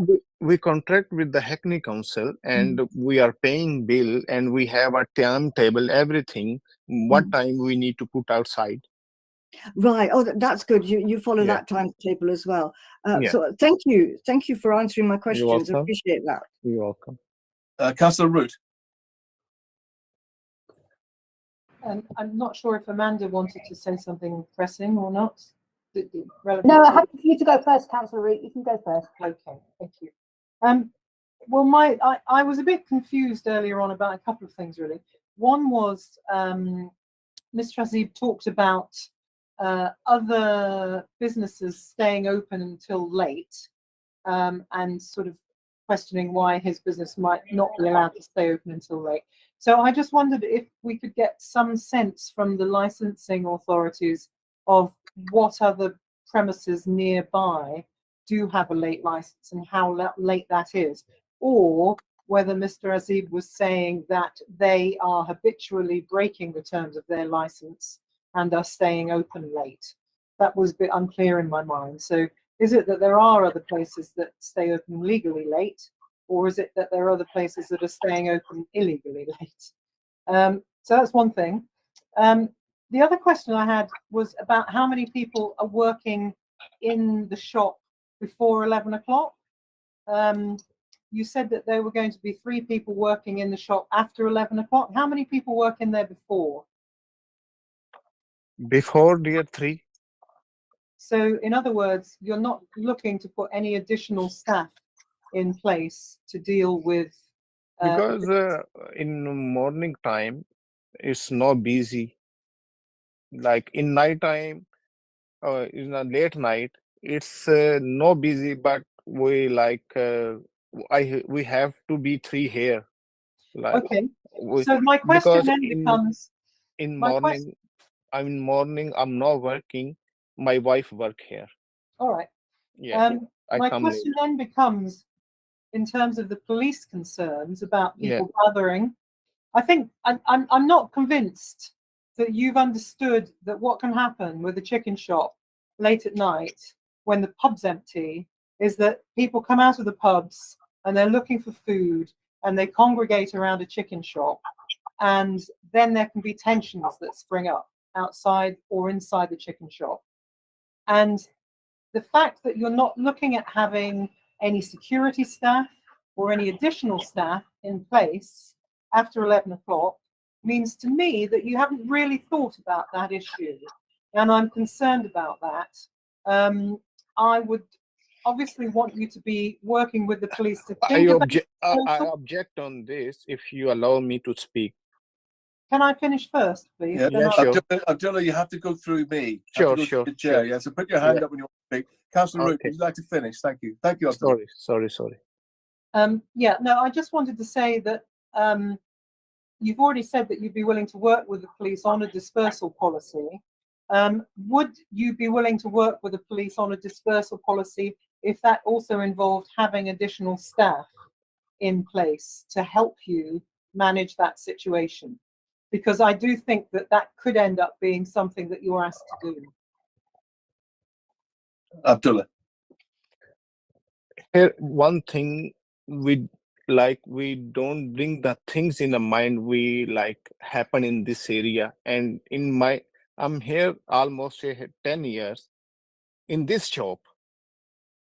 No any happen in this chicken shop, number one. Number two, we just work here and making food. If it's someone rude, make a trouble, we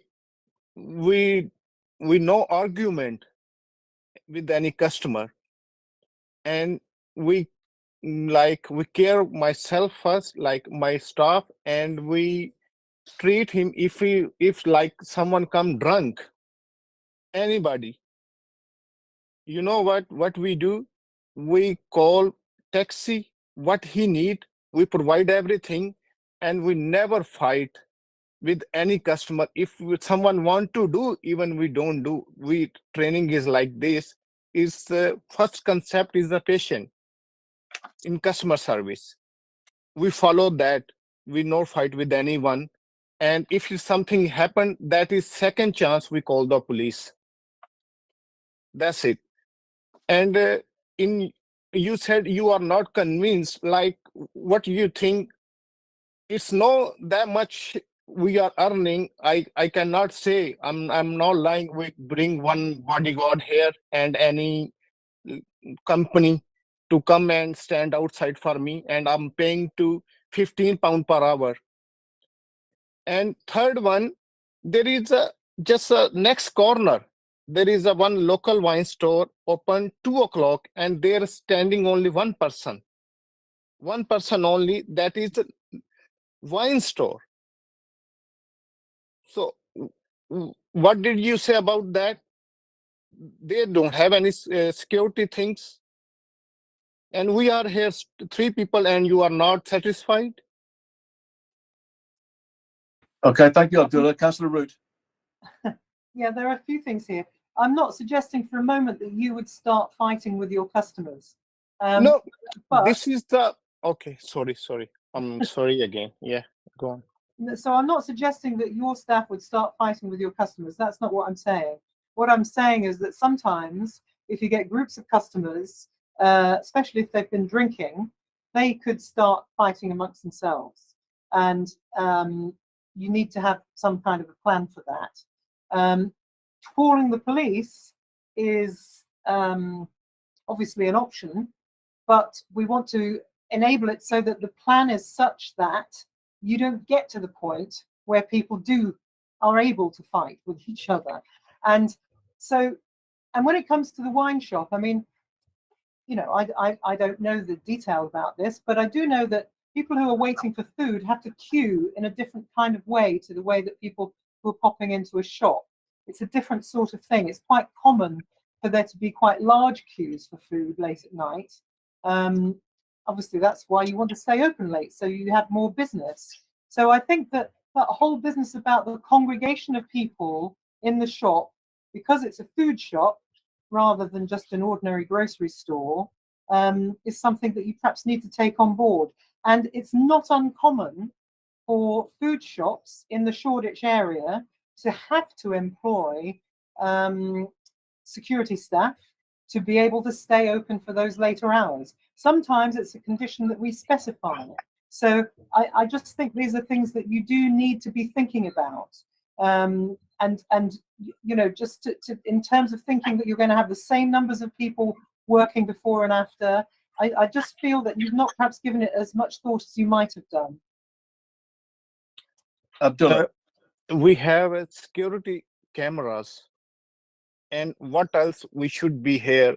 I explained you before, like as it is, we cannot afford any security member. We cannot I can say, okay, we will bring someone to stay outside. I'm not gonna lie that. And second thing, it's if it's any happen, if I know went out this shop and there is my death, I cannot go there. I don't know what's going on in the future. This is very like playing with my mind. If I know, if you know something happened with you are out in your house with you happen, you know these things.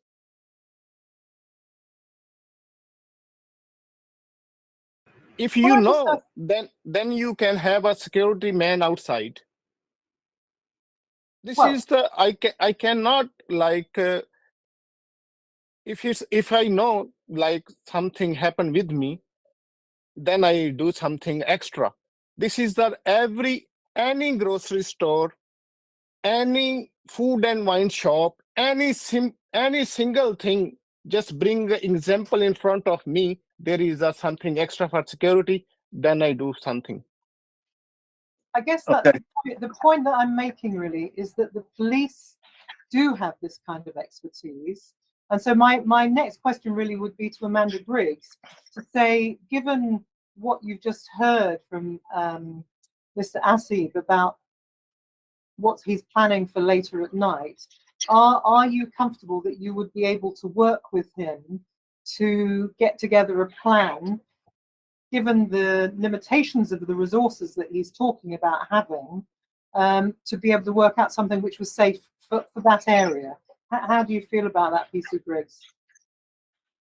Sorry, I only caught bits and pieces of what he was saying because my connection was dropping out, which I apologise for. But I think it's going to be difficult with limited resources to make it safe. And from the application saying there was going to be increased staff, and he said himself that there's only 3 during the day and there's only going to be 3 at night. That is not an increased amount of staff. I'm happy to work with him and see what we can come up with, most definitely. But I still do have reservations and concerns.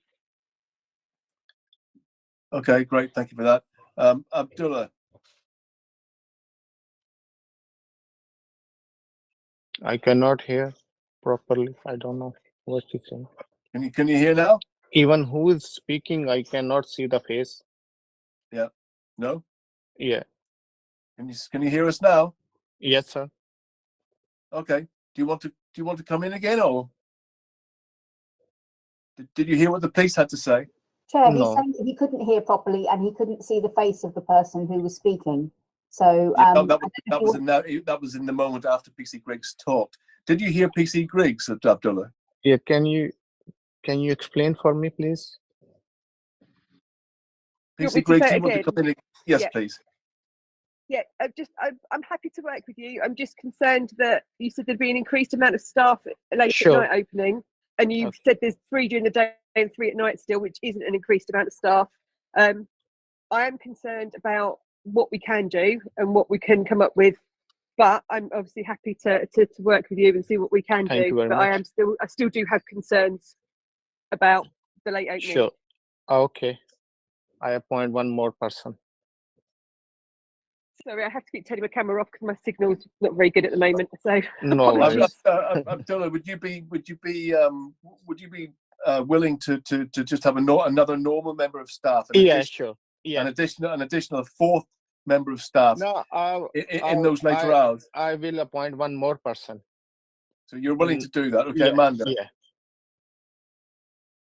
Chair, could you ask the, maybe I don't know if it's helpful to know whether or not the applicant actually consulted or spoke with the police and the licensing authority before today's hearing to understand what's needed. Did you hear that, Abdullah? Did you speak to the police and the licensing authority before? Just to get some advice about your applicant. Did you speak to them? Yeah. Yes. PC Griggs. Chair, we did have a brief sort of email conversation. It was quite difficult. There was some confusion, I think, to start with about where we were talking about, because Abdullah was sending me screenshots of the off license over the road, so I was kind of getting confused about where he was talking about because it wasn't obvious. But we did have he did get in touch, certainly. Right. And confirmed he has CCTV to me in an email as well. Okay. Abdullah, Yes, sir. you want to come in? Yeah, she is right. I take a screenshot and timing and the shop. I just want to explain her like there is a shop, local wine store, and check the timing and how long they are open. That's it. I just want to show her. That's it. Nothing else. Okay, Councillor Root. Chair, sorry to go back to my original question. I originally asked of the licensing authorities if they could give us an indication of the hours that other shops and restaurants and what have you have locally, so that we could determine how late the other premises have been licensed for locally. I wondered maybe if Suba had had a chance to look that up. Suba? Yeah, sorry, Chair. I did look into it. So, for example, the nearest one is the Macbeth, which has got permission till 11 o'clock on Monday to Wednesday, till midnight on Thursday, Friday and Saturday till 1 o'clock, and Sundays till 22:30. So that's the nearest one. And the one is referring to Papa John's, for example. That one has permission till midnight from Sunday to Thursday and till 1 a.m. on Friday and Saturday. Okay. And one local wine store registered as Barry's Food and Wine. I think in a set. I mean, well, two things. I'm not sure that a wine store is quite completely the best comparator, because it's a different sort of business to the one that you're running. And the other question I've got is, if we were to look at letting you stay open until 1 o'clock but not 2, is that something that you would be, how would you feel about that? Yeah, I'm okay, no problem. Because I have to agree with the enforcement agencies and I respect everyone. How you suggest, I'm okay with that, no problem. Abdullah, I would like to ask you a question. Thank you for that. Yes. Councillor. Just on the issue essentially that licensing were concerned with, because they have quoted that they would be happy with core hours, which would actually mean 12 o'clock on Thursday and Friday, Friday and Saturday. But let's just park that one for a minute. My question to you is, if there is any loitering, people hanging outside your shop, how would you deal with that? What would you if people were hanging around the shop? What would you do outside? How would you deal with that? I just request them, and I have a notice board also. I can request to them, please, no noise in this area or outside the shop. This is the best option. I can do that. Yeah. And just in terms of the question around, and the people listen also, like if we request, they are listening. And just a question really to the police, PC Griggs. I saw your hand up there as well, but just in general, over the past 10 years or so, are you aware? I'm speaking to PC Griggs now, Abdullah. Are you aware, PC Griggs, of any untoward sort of ASB around to do directly with the venue in question? Going back over sort of historically, there's been issues with them operating after hours anyway. It hasn't happened recently, but 2-3 years, it was 3 years ago, New Year's Eve, they were caught opening, and that was one of a few occasions where the actual venue was open after 11 p.m. and serving hot food and having takeaways. There has been incidents, quite major incidents, going back over the last 10 years in there. We had the young girl was shot, actually, and that was in there in 2015, and then a couple of years later there was somebody was stabbed, and then, but again, that was quite a few years ago, and they're isolated incidents. So there isn't, we're not having issues with ASB, but we have had issues with the venue opening when it shouldn't be, but that hasn't been for quite a few months now, and it was mainly last year. Okay, and did you have a further comment to make because you had your hand up? Only to, I forgot what I was going to say now, about moving people on. I appreciate people during the day and early evening will probably be more inclined to move on. I'm just concerned that coming to 2 o'clock in the morning, people are more fueled with alcohol and aren't quite as easy and as willing to move quite as calmly as they would do perhaps during the day. That was all. Thank you, PC Griggs. And just Abdullah, I just want to talk about LP3, which is the our policy around hours, our core hours, and licensing. We're quite keen on those. I just wanted to point out what they were. So Monday to Thursday until 11, Friday and Saturday to 12, and Sunday I'd say 11 again on the Sunday rather than 10:30. How does that feel to you? And the reason why I say that, Abdullah, is because it would give you a chance to prove yourself in a way. Sure. So if things were going swimmingly or well, then you could come back at a later date and apply for those additional hours. Yeah. So I'm just asking the question. I just want to know where you're at with this, because it gives us a good idea where. Good idea. I'm happy what she said before, Penny. I don't know. She said 1 o'clock. I'm happy with that. If you say 12, I'm also happy with that, because I no argument on this point. Okay, well that's great. Yeah. Thank you very much for that. That gives us a good idea, parameters of what we're thinking about when we think about it. So that's good. So thank you for that. One last point from me. Working with the police on the delivery management plan. That means deliveries with extra, the likes of Deliveroo or Just Eat or whatever. I know you do a lot of that yourself, but just working on a little plan as to how you're going to deal with minimizing the nuisance that they could potentially cause. The police said they're happy to work with you on that. They're also happy to work with you, I think, on ideas around kind of crowd management, just a few ideas around there. So they'll be in contact about that. And I would just like to say, from my own personal point of view, that go big on the recycling, please, because the recycling is really important. Anything you can recycle in that venue is really good. Yeah. Okay. So that's great. And so, members, do you have any other points of clarification or questions you'd like to come in with now at this point? No. Councillor Suzarunga. Just to say thank you to the applicant for answering all our questions. I know we've been asking a lot of questions, but we just want you to have a successful business, have a safe business, and we want you to be safe as well. So this is why we're trying to get lots of things in support of your business, and we wish you every success. And again, like Councillor Smith said, please work closely with the London Borough of Hackney and with the police, because they are your friends. Police is very helpful. Yeah, and all those conditions, Abdullah, you must pay attention to those. They're really important. Yeah. Sure. Fantastic. Okay, well, I think we can round up there, folks, and move on to the next agenda item. So thank you very much, Abdullah, for attending this meeting. You'll get a decision by phone tomorrow or within 5 working days by writing. Sure, sir. Okay. Thanks, Penny. Okay, great. Thank All the you. best. Thanks, everyone. Thank you very much. Take care. Thank you, David, sir. Thank you. Thank you.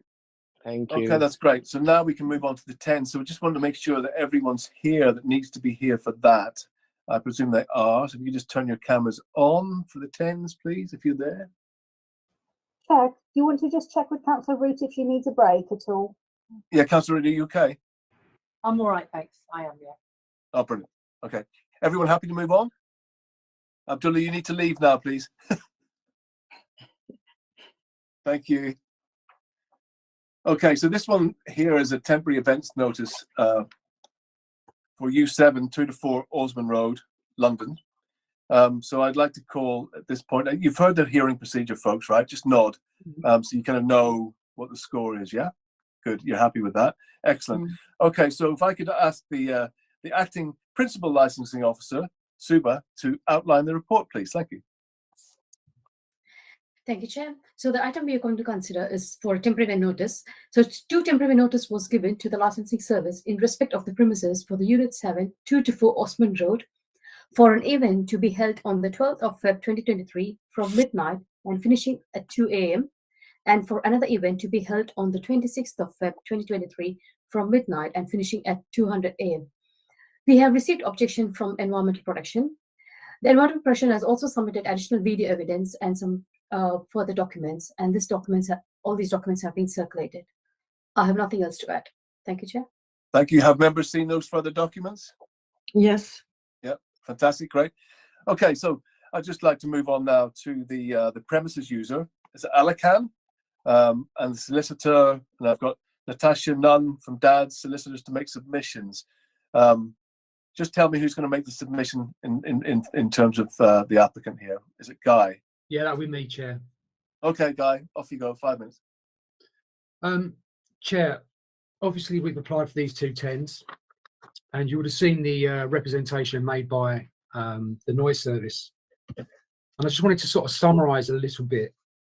There's been 12 complaints, which I'm sure you're going to hear about, and that's between the time of mid-July 22 and sort of mid-December 22. The last complaint was, I believe, the 11th of December, but I could be corrected on that. Over the same sort of time, there's been 26 events running. Not all 10s. Some have been run on the premises license, and others have been, via the temporary event notice notices. During that time and those 12 complaints, there's been no statutory noise nuisance witnessed. Callbacks to complainants have resulted in 0 conversations with the noise service and those people making those complaints. They've either hung up or not answered. And 1 visit was actually made where a nuisance was witnessed. Now, we're certainly not trying to avoid the fact that there clearly were noise issues. You've had noise complaints, there were noise issues without doubt. But I think it would be fair for you to hear how we've reacted to that, how the premises have reacted to that. So at the end of January, a gentleman called Torben from RBA Acoustics carried out a visit, and I think you might have that report in front of you, which I believe was on an email, but unfortunately I can't tell you where it is in the agenda. Yeah, we've got it, we've seen it, we have seen that. Okay, so I don't intend reading the whole report, Chair, but just to summarise. So he obviously went, and music was played at the maximum desired volume of 91 decibels, with significantly low frequency-based content, and in his opinion, his professional opinion, that would have caused a noise nuisance. They were unable to access residential areas, so those readings were taken in the corridor outside those premises, which again, is above the premises we're talking about. His recommendations were that a subwoofer speaker was to be removed. Large loudspeakers were to be fixed on floor stands rather than rigidly to the walls to reduce any vibration through the walls. You're showing me something there, Chair. I'm just showing you the fact that we've got them here in front of us. Yeah. Okay. So just to reiterate then, and the sound system noise limiters should be installed and noise reduced to 84 decibels. 2 of those things, so basically the speaker and the subwoofer and the noise limiter were carried out immediately, and within 48 hours, the main speakers that were on the wall were taken from the wall and put onto what they call gorilla stands, basically on the floor. I want to point out and just raise for you the 84 decibel limit. And interestingly, during COVID, the government recommendation for noise within premises was 85 decibels. So it's sitting below that. The reason for that is so that people didn't shout at each other and in doing so spit at each other. I'm sure you understand that. So we've sat below that. It's a fairly low limit. In the period since the last complaint in December, there have been no further complaints. And certainly since Torben has carried out his work, there's been no complaints or issues raised. And a number of events have been run since time. So we would say that I think the noise service asked us to go and carry out and assess whether those works have been successful or not. Obviously, it was 6 days ago. This isn't the only premises that Torben deals with, so we've been unable to do that at this time. But we are satisfied that 84 decibels is low enough not to cause disturbance to nearby residents. And therefore, we would request that you authorise the 210s going forward, so that the business can carry on successfully and run. They're not going anywhere. This is their business. They want to stay in the area. They've invested a lot of money in the premises, and they need to run these 10 successfully without disturbing people. Thank you, Chair. Okay, I've got a point of clarification just very quickly. Sorry, you're still talking, I can see. I missed the end of that. Guy, I just wanted to ask you about is it mostly recorded music? Yeah, I believe it's all recorded music. All recorded, so that's good. So you can really use the sound limiter to good effect then. Yeah. Yeah. Okay. Amanda, you had your hand up. Yes, Chair. I wanted, Mr. Hicks said that there weren't any complaints. So which months is he talking from to? If you could clarify a bit more, because he went over that a bit too quickly. So is it possible to clarify about when he said no complaints or the period of no complaints? And what happened since the last temporary event notice? Thank you. So I believe the noise service has sent out a list of complaints, and you'll see on their list that the last one, just bear with me, was on the 11th of December. And obviously they have had the chance to update us and tell us of further complaints, and there haven't been any. We've had no notification at all up to that date, including the date that this bit of paper was served, as to there being no further complaints. That's what I was talking about. And there certainly haven't been any since the acoustician carried out his work on the 31st of January. I hope that clarifies for you. I think we need to explore how the previous TENS have operated, the more recent ones prior to the 11th of December 2022. Thank you. In relation to? How did they operate? Were there any complaints following them? Were there any breaches of the hours, etc., that they were given, or any issues arising basically from those TENS? Well, I'm sure if there were breaches, the police would be here, and they're not. I'm sure if there were breaches, the licensing service would bring them up, and we've got the noise service here who certainly could point those out for us. So there've been no breaches. They know what their hours are, and they stick within their hours and within their conditions. I've got a list, or if you just bear with me for a second or so, I've got a list of the events, and I can tell you what sort of events were running around that period, if you wish. Is that helpful, Amanda, or not? No, just clarifying whether or not there was any complaint following the TENS that they actually lasted prior to the 11th of December. Yeah, so there have been complaints. Some TENS have run successfully without complaint. It's been quite hit and miss. So as I said, there's been 26 events, not all TENS, but some TENS, and some of those received complaints, and many have had no complaints at all. But the important thing that I'd like to underline is that unless the noise service are going to hijack me now, there's been no complaints since the 11th of December. Okay, Mr. Hicks, I'd like to just talk about one of these complaints on the 29th of October 22 that happened at 12:42, which is the latest one on my list that I've got here. Do we know what happened on that day? Saturday, the 29th of October 22. It says loud, obnoxious Euro trash music coming from the U7 lounge in the building. Cannot sleep from the loud, obnoxious garbage music being played. Well, I mean, to be fair, Chair, if Kylie Minogue was playing at 2 o'clock in the morning, I'd probably have a similar opinion. That's a matter of opinion whether the music is trash or garbage. I'm not sure. I agree. Obviously, the noise I appreciate. So, looking at the events that were occurring, that was a Halloween party on that evening. Okay, great.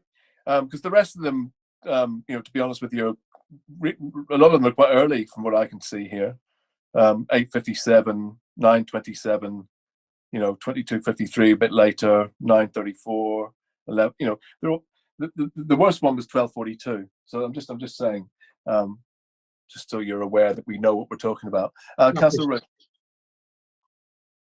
I was just wondering, the installation of the limiter, the noise limiter, that's something that Gertch had highlighted as being something that the venue had been asked to do as part of its license, to install a noise limiter as condition 19. And I just wonder whether or not Mr. Hicks feels that by installing that noise limiter that limits to 84 dBs, that condition has now been fulfilled, and whether or not Gertch agrees with him. Yeah, Gersh will be coming in to with his submission, so we could maybe address that then, Councillor Root, if that's okay. Yeah. Okay, I think we can move on to you now, from the Environmental Protection Team, Gersh Patty. You've got 5 minutes, Gersh, to make your submissions, and please, can you refer to Councillor Root's question, please, in your submission? Thank you.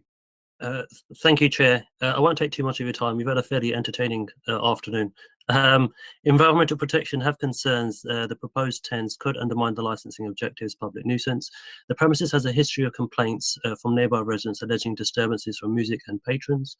Environmental Protection has sent out a list of complaints for the panel to consider. 6 out of those 8 complaints listed were during a temporary event notice. The most recent complaints were during a 10 on the 11th of December 2022, and a video has been sent to show the alleged disturbance witnessed by residents outside their home.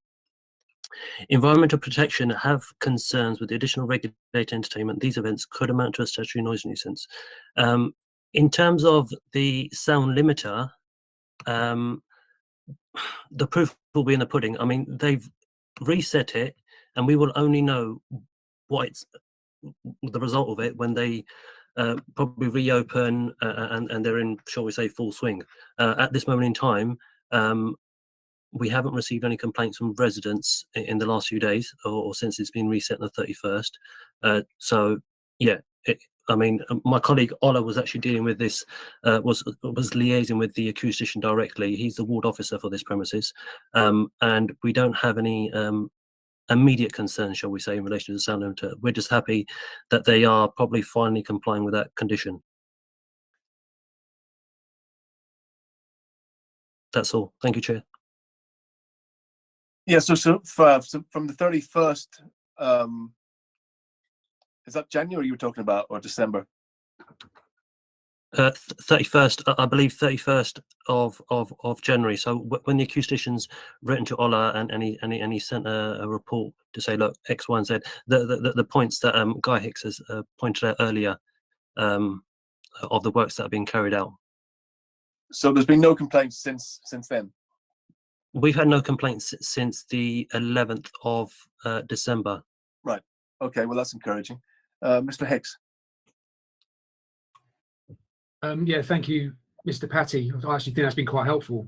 You know, the last complaint was 2 months ago, and that's been acknowledged. There's been no complaints since then, and also it's been acknowledged there's been no complaints since 31st when the works have been carried out, and you know the noise service is satisfied in relation to that, and they're satisfied in relation to the condition now being adhered to. And yes, I accept that, you know, as Gersh has said, there's a chance to be taken. Proof's in the pudding. We won't know until we actually run an event. But I think it's underlined by the fact that for the last 2 months, there's been events running and there's been no further complaints. And there's certainly been none last weekend when we've made all those adjustments. Yeah. Has any soundproofing been involved at all in any of the doors or windows or whatever? I can't answer that at the moment, Chair. I can get onto the client very quickly. I've got them online. In fact, they're online at the moment, who might be able to tell us whether the additional soundproofing has been added to the building. I'm really not sure. Yeah. Well, I think that would be useful for members to know about, if that's okay. Yeah, sorry. I've literally just had communication with them, and they are saying that the premises has been soundproofed, triple glazing. Okay. The soundproofing's gone there. Chair, can I very quickly? Oh, sorry, and the roof is insulated as well. Can I just quickly add, in relation to, we mentioned the Halloween event, and by all accounts, there were parties all over on that day until late, upstairs in the back car park, which the client does have video footage of. I know we can't play that now, but there were also a load in Orsman Road as well. So, you know, I think Halloween's one of those nights that it's not an isolated issue. Yeah. You know, there are other venues that were causing issues that night. Okay, good point. Okay, members, Councillor Suzu-Rungo or Councillor Root, would you like to come in with any questions or points of clarification? No, I'm clear, thanks. Yes, thank you, Chair. I'm assuming that this sound limiters are a permanent fixture. Is that correct? They're not. They're there all the time to be used. They're not something that you bring in and on an ad hoc basis. Because I'm not an expert in sound limiters. Is it something that is there all the time in the venue? No, it's well, first of all, Councillor, it's a condition on the licence which has got to be adhered to. Yes, I understand that. Secondly, the equipment is fixed. It's inbuilt, Right, that's fixed, and the noise yeah. service can come and check that at any time. Right, that's my question. Yes, it's a fixed item. Yes. Yeah, and then thank you for clarifying that. And then what about everything is, this is we're talking about indoors. What about outdoors? Because there has been some concern about noise and dispersion outdoors. So can you speak to that in respect of how that could be managed? Yeah, I'm glad you've raised that, Chair. So I think you've seen a video clip which is of outside the venue, a particular late time of night, where there was a few people standing on the path. Am I correct? Mm-hmm. I don't know if Mr. Patty's going to play that. Yeah. We have seen it. We have seen it. We have all seen it. We have all seen it. Thank you. That's fine. So for your benefit, Chair, I was the licensing sergeant for 7 years prior to leaving to do this job. And I looked at that video footage and I'm sort of missing the point really, because what I saw there was a really good dispersal. You know, people were hanging about, quite correct, but they weren't left to hang around to their own devices. You know, you can clearly see, I believe it's the manager comes straight out, opens his arms in almost a pleading gesture, you know, please move on because you're causing a noise, you're affecting their license, and they all clear off within 30 seconds. And I think that's even acknowledged in an email by Mr. Patty, you know, that it was good to see the dispersal within 30 seconds. That's not going to change. That's what they'll do every time. If people hang around outside, they will get told, move on. You're affecting their license, you're affecting their business, as you clearly saw on that video. So are you saying then that there is a dispersal plan? I don't know if it's actually a condition on the license that there is a dispersal policy, but I'm sure the client will let me know if they've got one written into their operations. I'm pretty Oh, sure that would be helpful. Thank you. Yeah, let me find out. Yeah, they've got a dispersal policy. Obviously, I'm not sure if we can actually show that to you at the moment, though. Thank you. And apparently the dispersal policy has already been supplied to the Environmental Health Services, so they're in possession of that anyway. Okay. Right, that's helpful, but I'm asking you rather than the environmental health at the moment. So that's really helpful. Thank you. Yeah, can you read some of that out? Is it possible to read a bit of that out? I'll see if the client can email it to me.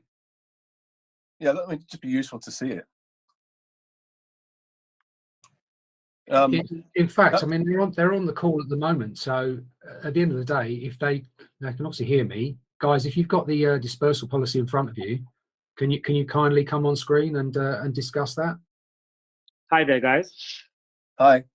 I'll be more than happy to discuss some of our dispersal policy with you. My name is Alijan, by the way. Lovely to see Hi you. there. Hiya, guys.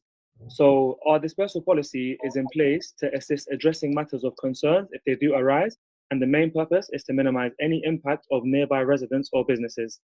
SIA securities and staff are briefed before and during the events to prevent patrons from congregating by residents' properties. As a DPS, I also do deal with any issues or complaints from local residents as quickly and as effectively as possible.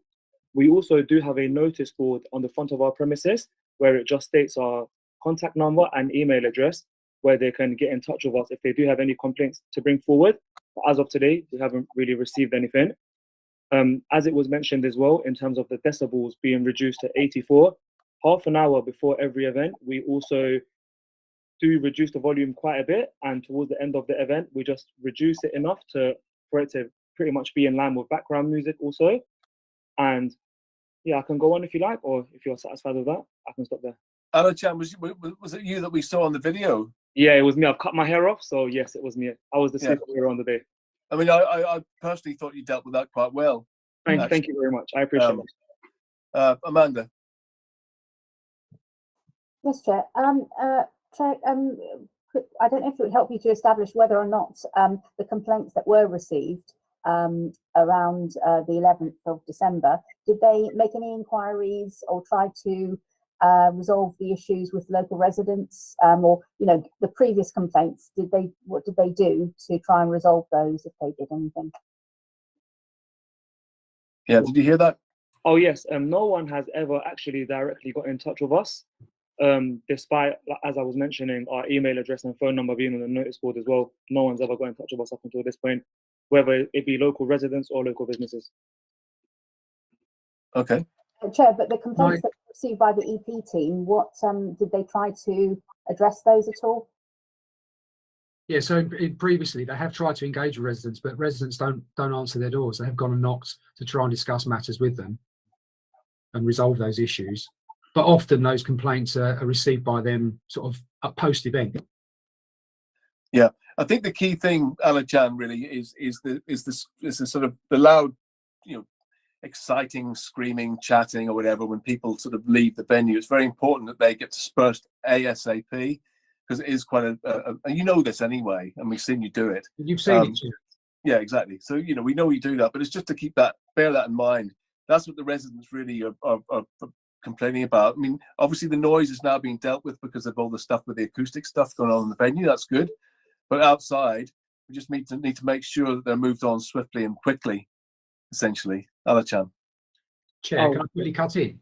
Go for it. Chair, just briefly, I think Mr. Patty's objection was around the noise from inside, and you are making some very valid points, and obviously the venue will take that, away with them 100%. But the fact is, the actual initial objection was purely around noise from the venue.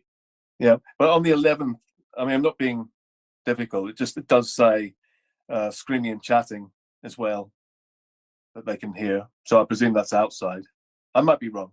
And there's no evidence of it, Chair. Yeah. Okay. Alachan, you wanted to come back or not?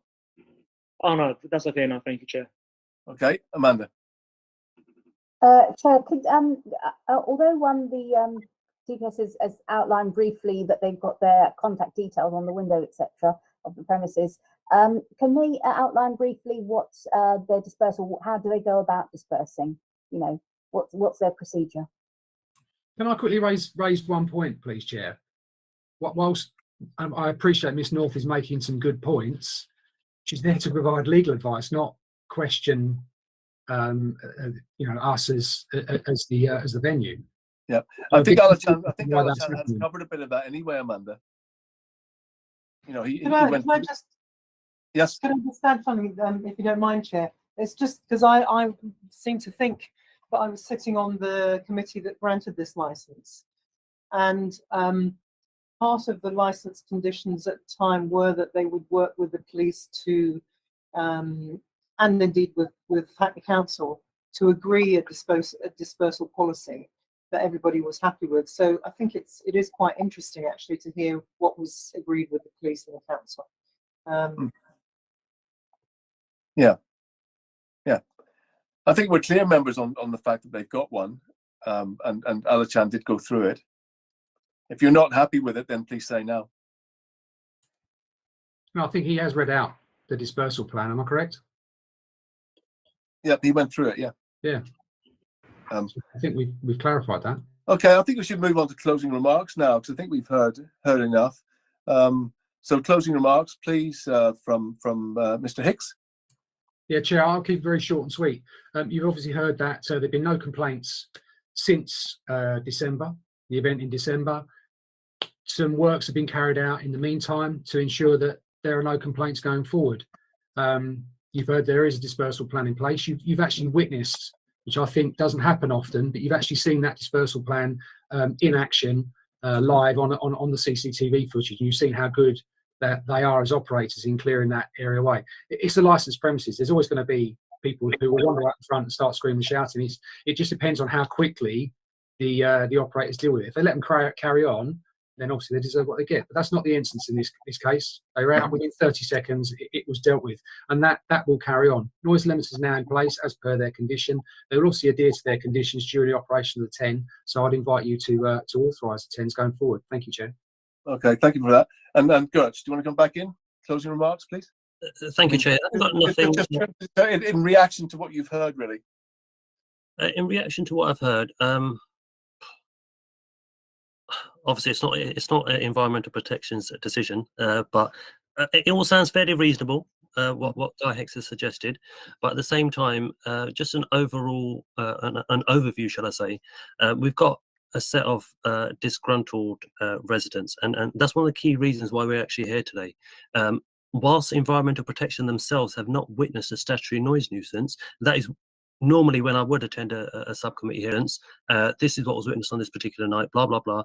But on this occasion, what we've got, especially when it comes to this premises, we've got X amount of complainants, and a lot of these complaints come through when there are temporary event notices. And from a resident point of view, in their minds, they are fully aware, the majority of them are fully aware that this premises has planning permission, for example, up until 10 p.m.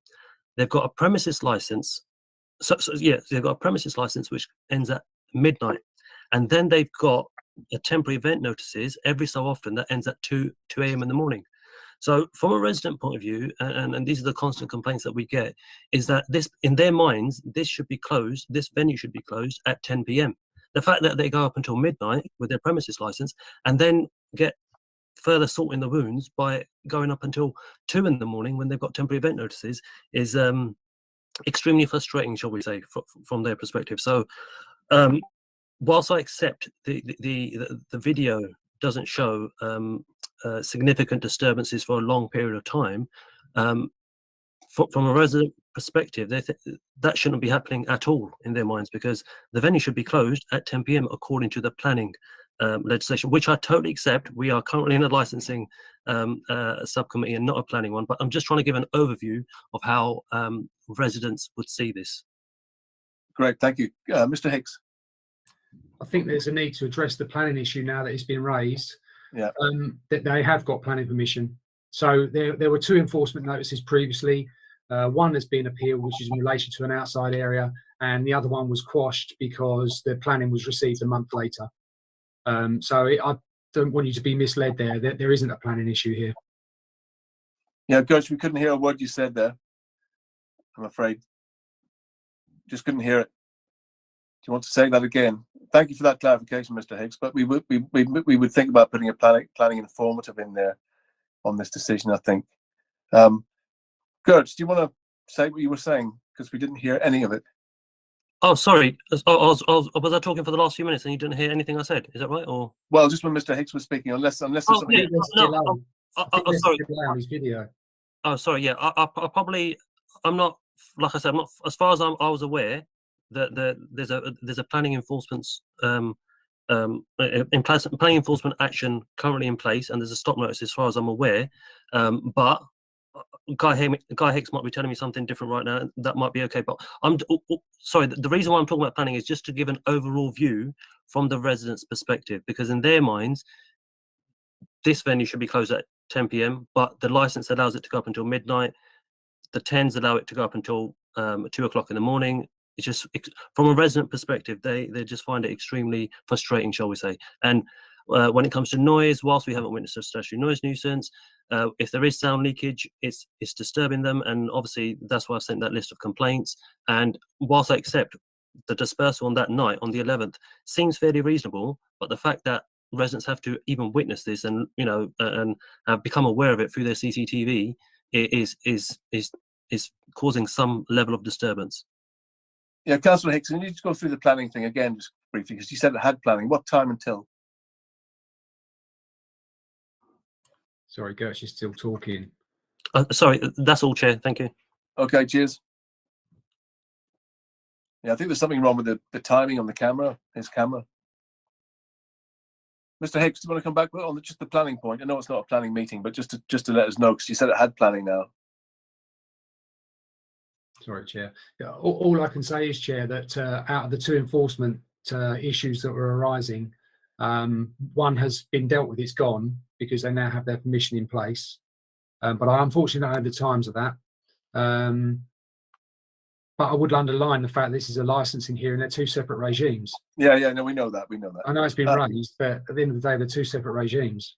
And one issue is subject to an appeal, so I don't wish to comment further on that because it's still a matter that's likely to be heard at court. Okay, Councillor Root. Yeah, I was just going to make the observation that this is, I think, the 3rd time that I've sat on a committee looking at this premises, and if we do decide to grant these 10s, it will be partly because you put in place some measures with soundproofing and with the sound limiter limiting to 84 dB and what have you. But I really hope that what we're not looking at is a premise which is constantly trying to push the boundary, so that, you know, if it turns out that there are complaints as a result of these 210s, that you come back and just say, well, we've turned the limiter down to 82 now. And so, do you know what I mean? So that we're not just constantly inching along like this, because I'm really hoping that actually on this particular occasion, you've put in some measures which are actually going to do the job going forward, and that the local residents can feel that, you know, the licensing authority has worked with you to make sure that you're viewing their concerns in the way that they should be viewed, and that you've taken the necessary actions to deal with them. And you know, hopefully going forward, it will all be resolved and you can have an amicable relationship with them. I should be really depressed if we find ourselves in a situation where, you know, we've got more noise complaints, and you know, you're saying, well, now we've turned the limiter down or something like that. It'd just be frustrating. And so I suppose the point I'm making is that I hope you've turned the limiter down enough so that this doesn't happen. Well, as I said, the only thing I can say to that, Councillor, is that obviously we picked 84 decibels, and you know, that's quite key as to why that level has been checked. Because Torben has listened to it, and in his opinion, you know, up on that mid-floor, you won't be able to hear it once all the measures are in place. But also, you know, the fact that the government chose 85 decibels for a reason. It's so that you could play music, but people wouldn't shout at each other. So that clearly shows the sort of level that, you know, it's going to be played at. And obviously, we accept this a two-way street. If they mess it up and turn the volume up, we know what way it's going to go. You know, eventually it's going to be noise abatement notices and all that sort of stuff. So they know exactly, you know, where. And as I said earlier, they're not a business that are going to go away. They've invested a lot of money. They want to carry on, you know, running their events without. They don't want us to be sitting in hearings as we are now, Chair. So I wholeheartedly agree with what you've said. Well, thank you, Mr. Hicks. You know, you've obviously kind of reiterated and given us a bit of confidence there in regards to that. So just you know, make sure, Alachan, you've heard all that. You know the score. You know, do what you please go about your business in a professional and safe way. Brilliant. So, members, any points of clarification before we close this meeting? No further points of clarification, Chair. Okay, well, thank you everyone for your contributions. It's been a good meeting, I think. We've aired all the concerns. So yeah, just ask you to leave, and then members, we can go on and consider the 3 items on today's agenda. Thank you very much, everyone, for your Chair, attendance. will we hear tomorrow? Is that correct? Yeah, I think you can phone them up tomorrow for a decision, and you get a written decision within 5 days, 5 working days. Okay. Thanks, Chair. Thank you, guys. Have a great day. In this case, for the temporary event, that would hopefully be issued in the next 1 to 2 days, because the event's taking place shortly. Yeah. Thank you. Okay, yeah, that makes sense. Okay, Thanks, brilliant. Cheers. Okay, well, thank you, everyone. I'll see you all. Bye-bye. Cheers. Have a nice evening. Thank you.